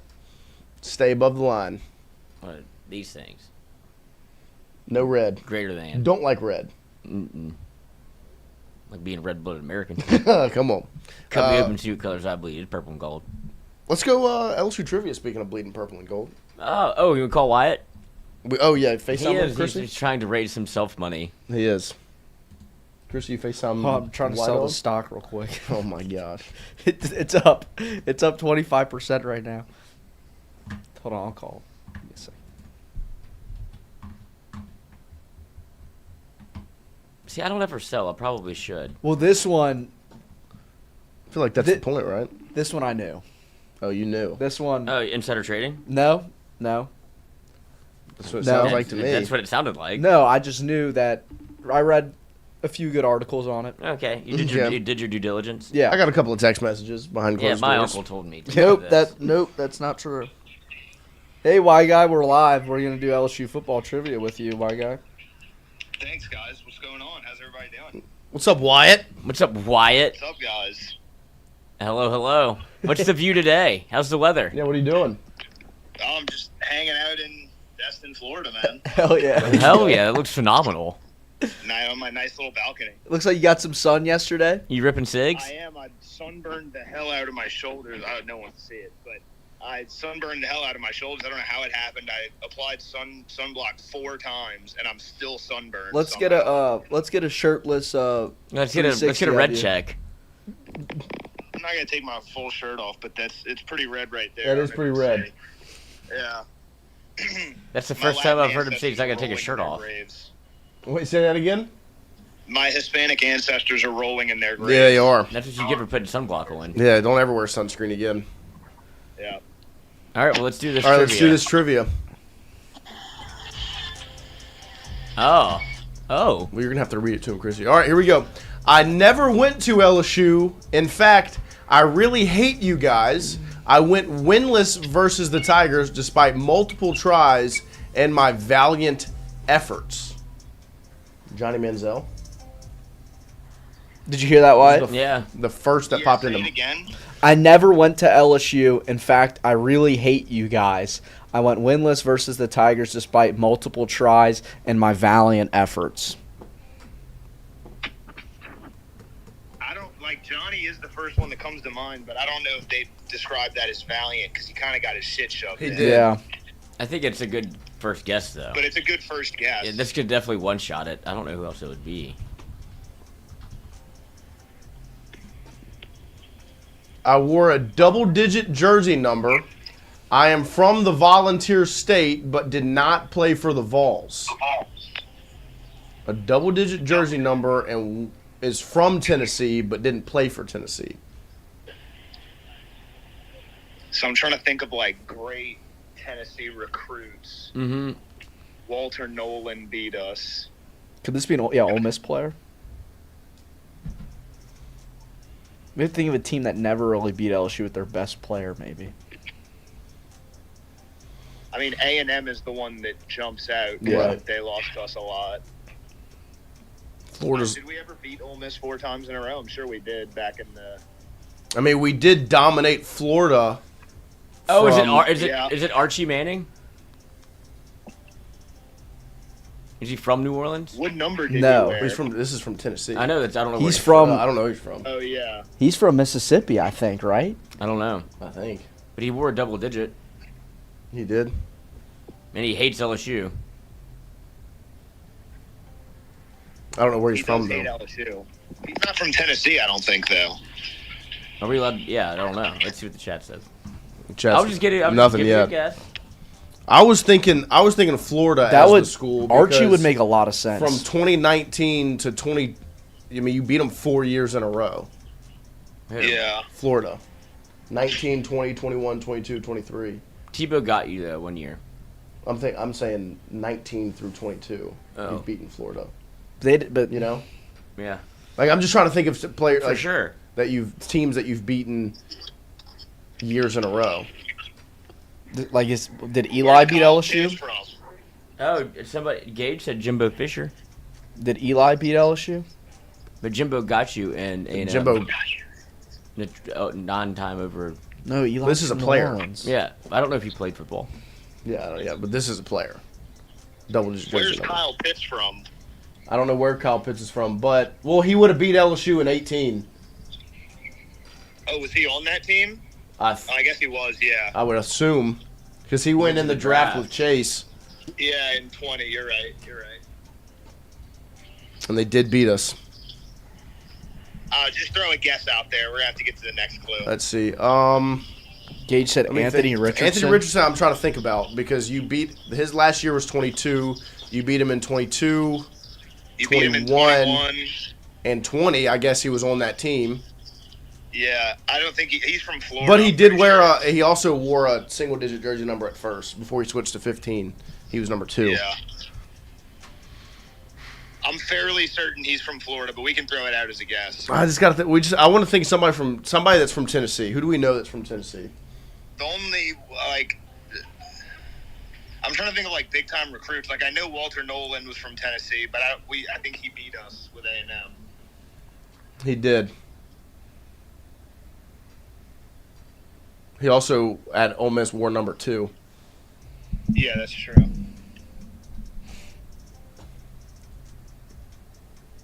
I don't know players that are from Tennessee. Eli Manning. He's from New Orleans, though. I don't care. I keep Oh, never thinking mind. Childhood Jacoby poverty. Stevenson. I overcame childhood poverty and a bad recruiting rating to make the Hall of Fame. You can make a case I am the most loyal football player of the modern era. Bo Nix, no. No. The most loyal football player. So from Tennessee, went to another school that played LSU a bunch and was loyal. So I'm guessing they sucked. He was poor. And he stuck around. And he was a bad recruit and made the Hall of Fame. So this is I feel like we old. should This do isn't recent. Is this But it said- blindside guy? But it says modern era. It could be Michael Orr. Michael Orr is from Tennessee. That's actually a good shout, Chrissy. Memphis. Yeah, he's from Memphis. Memphis. That's why his family Memphis. hated Tennessee. All right. But did he make the Also, Hall, did he make the Hall of Fame? The gym at Newman named after his adopted dad. Oh, Tui. Mm-hmm. This Tui one's a- Family Gymnasium or This something one like is a doozy. I mean, childhood poverty, that screams blindside. Yeah, but the Hall of Fame. Did he make the Hall of I don't know. don't Oh, think yeah, so. he's not in the Hall of Fame. That's true. I don't know who this is. I don't think he had a bad recruiting rating. Everybody was trying. They were beating down his door. Yeah, that is true. I mean, the Ed movie didn't Orgeron seem sat in the like living that. room. I watched the Nick Saban. movie. Yeah, Nick Saban fucking showed up. Fat ass Fulmer showed up. Most loyal football player of the modern era. Peyton See, Manning. that's the thing that's throwing me. I don't know what that Not means. Tennessee. Yeah, how can you be loyal if you don't go to your state school? Yeah, doesn't sound loyal to me. Because he might be from Memphis and wanted to go to Ole Miss. Ole Miss. Oh, Patrick Willis. Is he in the Hall of Fame? Oh, he is in the Hall of Fame. I would think so, You yeah. can try He's Patrick from Willis. Tennessee. It might be him. I didn't know he was from Tennessee. If he is, Patrick Willis went to Ole Miss. That would make a lot of Yeah. sense. It is. There we go. Shout out Dang. Gage. hell yeah. There you go, Gage. Gage is back in the good book. My best Great play call. versus LSU would have gone mega viral on Twitter. That is true. Oh, I share a first name with a lovable, hilarious cartoon character whose best friend lives in a fruit underwater. You guys have quite a few of my alma mater's former coaches, including one I played for decades ago. How about that? How do we only have Patrick a one-day Willis. streak? We've got like a multiple day. Oh, I guess because we took the weekend break.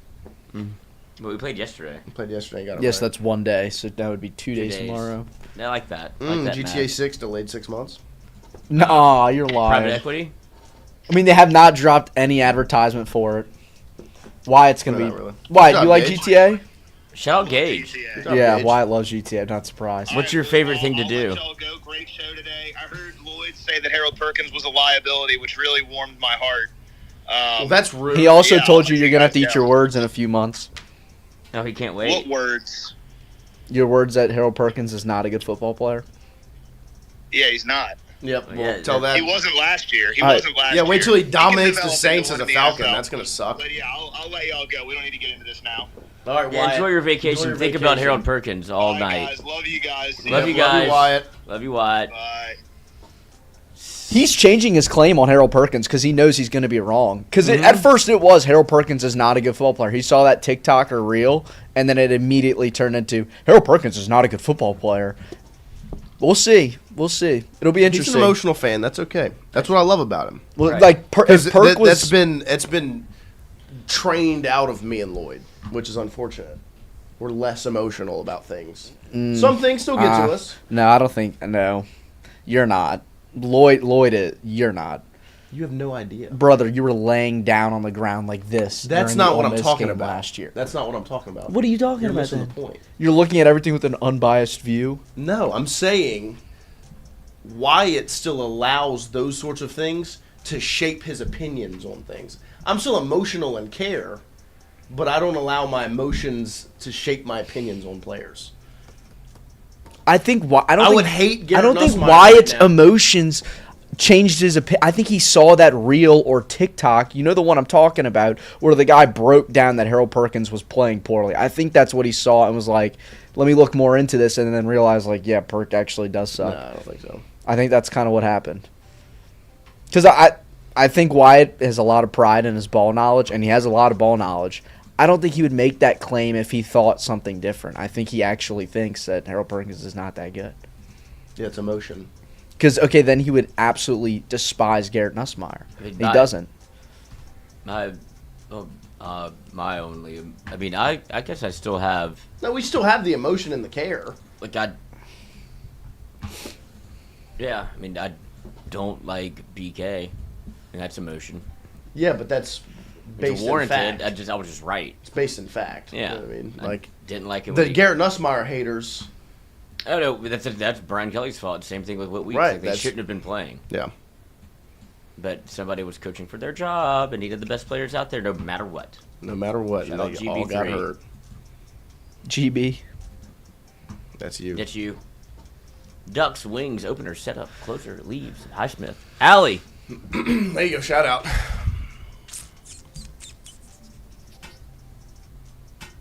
Metcalf, DJ. Queen, Watt. What are these? Guessing Highsmith or Steelers players. Patrick Queen. Leafs, Ducks, Wings. And then we got maybe Knights or Vegas Knights. Give me a second here. Let's see. Because you have Badgers. Minnesota. You have Badgers, Huskies, Golden Gophers, and Big Ducks. and Ducks. Big Ten. Badgers, Ducks, Huskies, Gophers. Big Ten. Row the boat. Ski you ma. Opener, closer, setup, ace. Leafs. And then, yeah, this is it. Nice. Who are the Jackets? Oh, take off your pants and jackets, Nice coat. dickhead. No, Batman Begins. Oh. Big superhero guy over there. I do think about. Thanks. Are you wearing that? We're Rachel. Who gives a shit? Spelunking. Base jumping. Lucius Fox. Mm. What did the fox say? And he'd say, I'm burning all of this down. You know, Mr. Wayne. There you go. What is the program schedule for tomorrow? Same time? Yes. Thank you. Same New time fan? tomorrow. Subscribe. Nope. Andrew Messina. Oh, well, same time. 8 o'clock. 8. It's just the only thing we're That waiting on is what meetings. So this is the current predicament. I'm supposed to leave for vacation tomorrow, And then but there'd be there no was show. always going to be a show tomorrow because the leaving for vacation would transpire after the fact. So the only shows up in the air now are Thursday and Friday, and that depends on the media availability schedule for LSU football practice. They are holding us hostage. This is Jack Black, I knew that one. and then what's her last name? Silverstein. Sarah? Shell? Sarah Silverman? Silverman, September that's is what it coming is. up. She's an entourage. She is an Oh! I don't recognize her, but Are you trying to fuck me, Ari? No, I'm trying to sign you. oh, No, Sarah, nobody wants to have sex. Raheem with me. Mostert. 49ers. No, this is the Dolphins. this is the Dolphins. AFC. Dolphins. Dolphins. Way to get it wrong. Brady Booth loved running Raheem Mostert and Madden, and holy shit, he was good with him. Brady Booth plays like the... Very good juke move in Madden 21.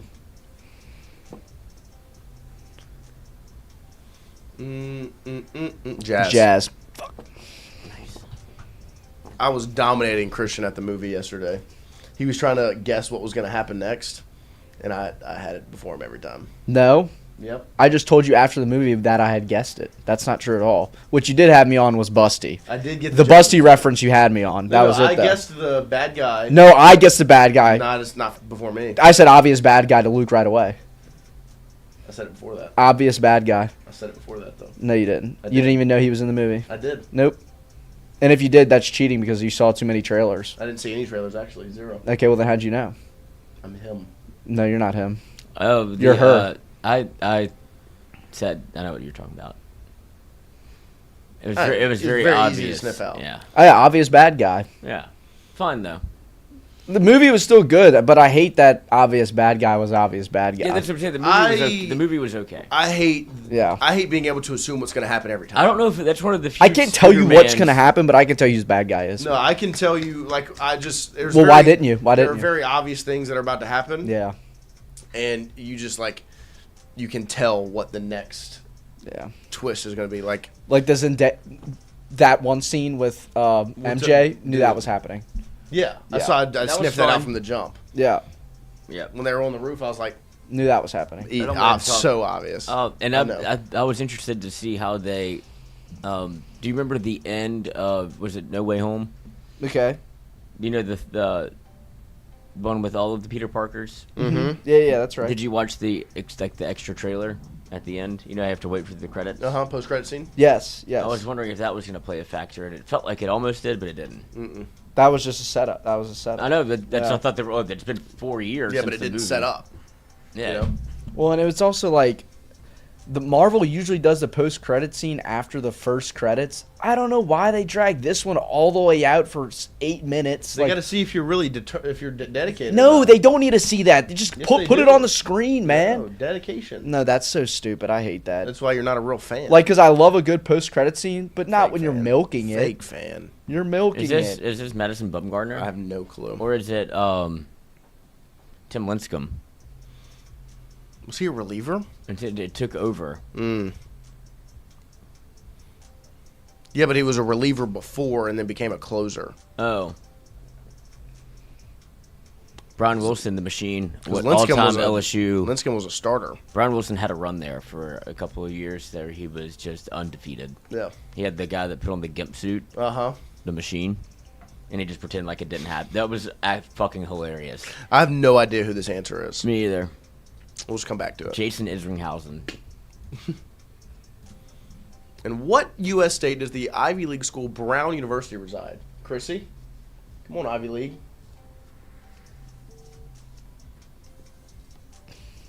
Columbia. Pennsylvania. I don't know where Brown is. I mean, it's definitely in the northeast, I would assume. I have a friend that's going to Brown to play football. Then you should know. Let me see. Rhode Island. Well, don't ask him. Why not? I think it's cheating. It's Rhode Island. Is it? Mm-hmm. Confident in that? I am. Did you cheat? No. Or you just know ball? I just know. You just know Brown. Ivy League schools. Yeah, you do. Providence, Rhode Island. Final answer. Send it. There you Bang. go, bang. Because my buddy's cousin went to Yale to play baseball. There you go. Boy, does he have it all figured out. And I was like, fuck me. Yeah. Plays shortstop at Yale. Not- like top of his. I bet you have a tiny dick. Yeah.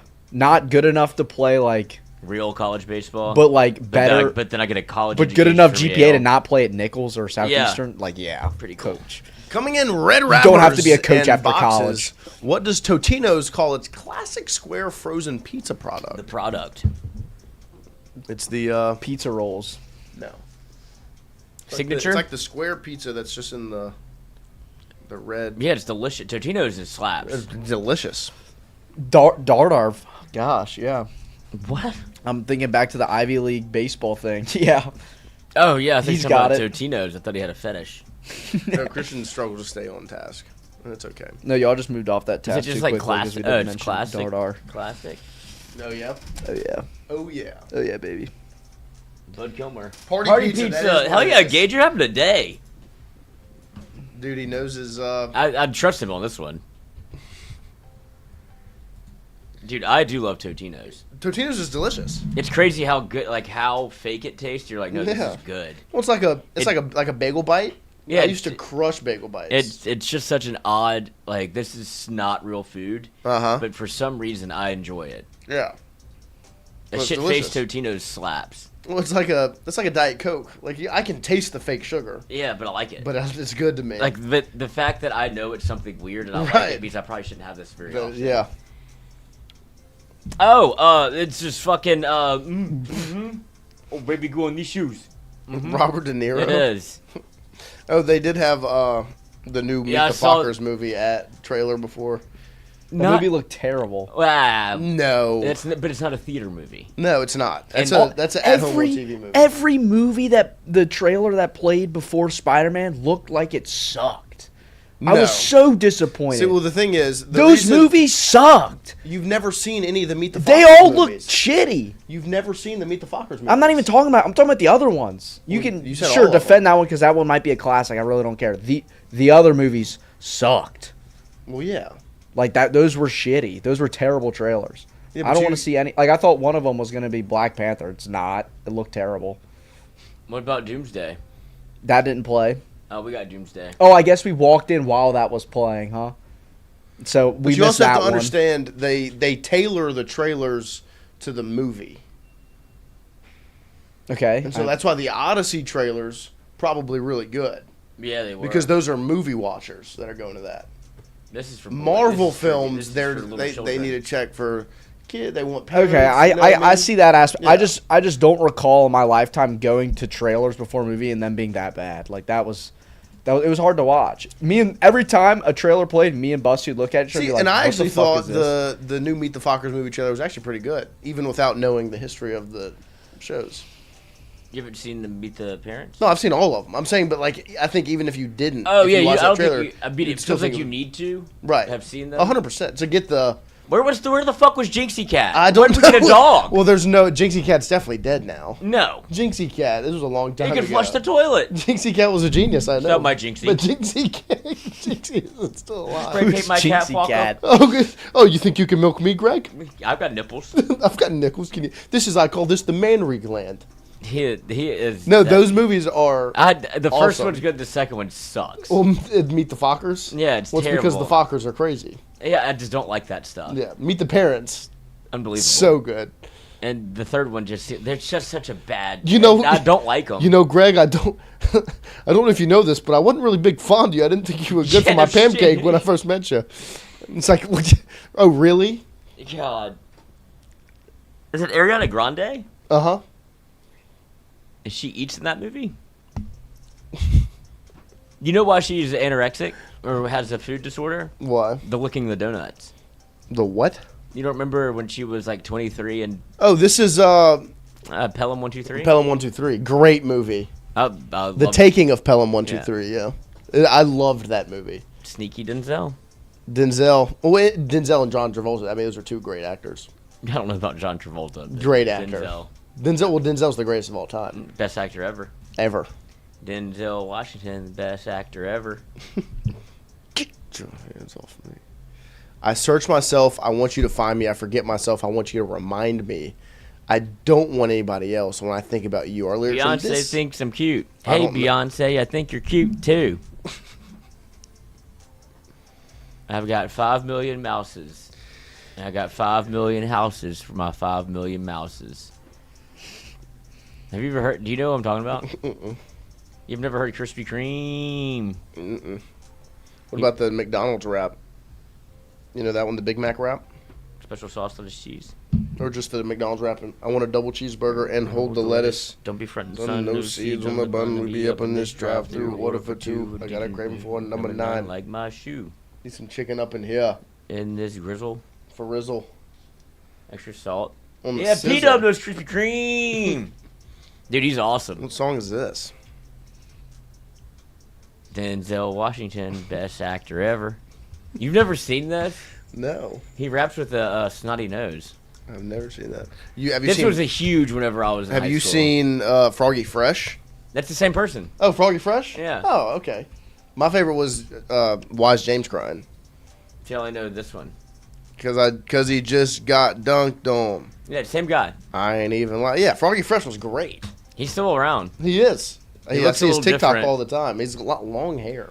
Hey, I don't know if he's trying to look like that. I don't know. But Froggy Fresh was huge when I was in middle school. I think that's why he popped in my mind, because when you said it, it sounded like a Froggy Fresh. Dude, he's the best. Washington, the best actor ever. He's so darn cool. He's so darn clever. Dude, he's hilarious. Denzel, if you want, you can join our crew. I said Denzel Washington, the best actor ever. He's so darn cool. He's so darn clever. I think that you're Dude, this is big. That's Big Blue with him.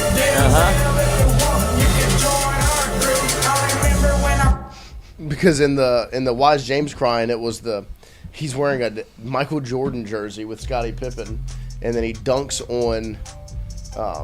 Yeah, you've seen. I showed you that one. Have Wise you seen James crying? Have you seen The Baddest? Because he just got dunked on. I don't know. I've seen a bunch of them because we used to watch this. I won't even play. I don't want to play it because I don't want to get banned. Because I would imagine he's all over you. There's so much funny, of my YouTube childhood that I just miss. Like, have you ever seen The Real Bros of Simi Valley? Yeah. Dude, God, that was the best. I showed Wyatt some of the videos that I like whenever I was in high school. Like, dude, Xander, get your boy. Yeah. He's looking at me like that. They made it a whole TV show about it. Dude, it was so. Dude, God, because like the Jimmy Tatro, now he's a big time actor or whatever. Back when they would do those videos, were hilarious. I think he got the snot come out of Dude, his nose. I love it. I'm not playing this song because I'm scared.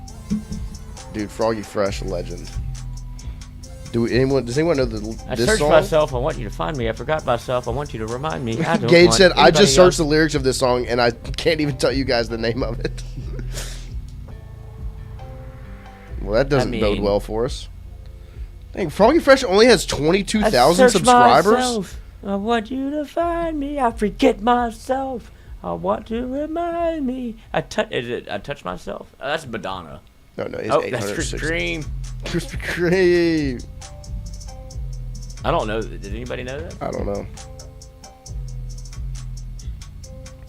What's Froggy Fresh's number 1? Good Guy Shoes, and then Dunked On's number 2. Randy, hell yeah.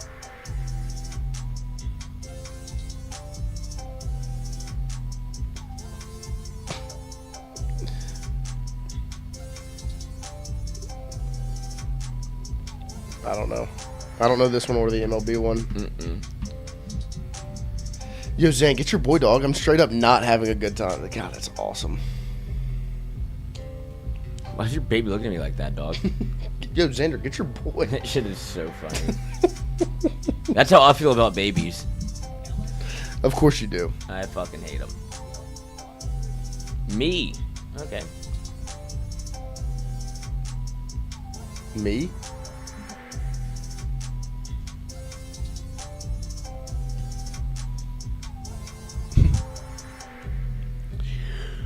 Ooh. It'd be nice if they would send this schedule out. They're not gonna. PPP dub. Hell yeah. PPP dub. Krispy Kreme. Oh, it's not Krispy Kreme. I wish. I don't know what this one is. Let's try this one again. Part of 3 World Series titles, this reliever took over Brian Wilson's role as closer for the... I feel like you would know this. It's the, Garcia. He pulls up his pants. He wears that, like, the high socks. Oh, I don't know his name, but he's...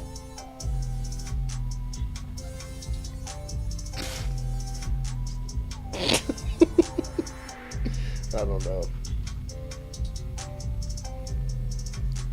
Oh, man. There's a lot of them.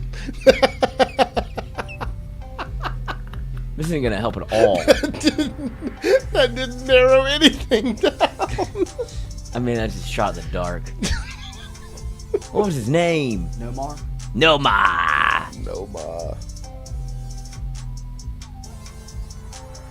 Sergio Romo? That's who I'm thinking of.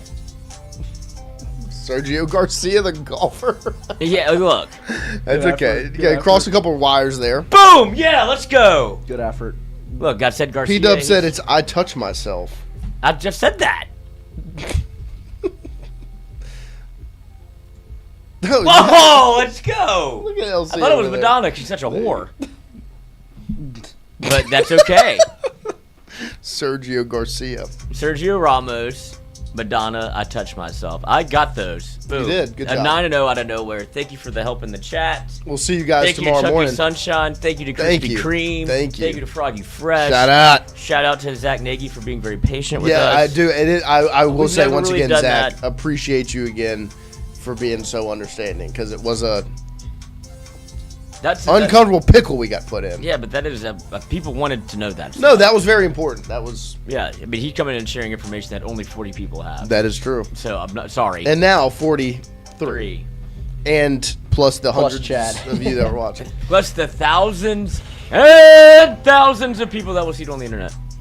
We'll see you guys tomorrow morning, 8 a.m. Ish. Check out this. Check out this. Oh. Cause nobody wants to see your face no more. I'm tough as nails, you're slower than a snail. I beat up every single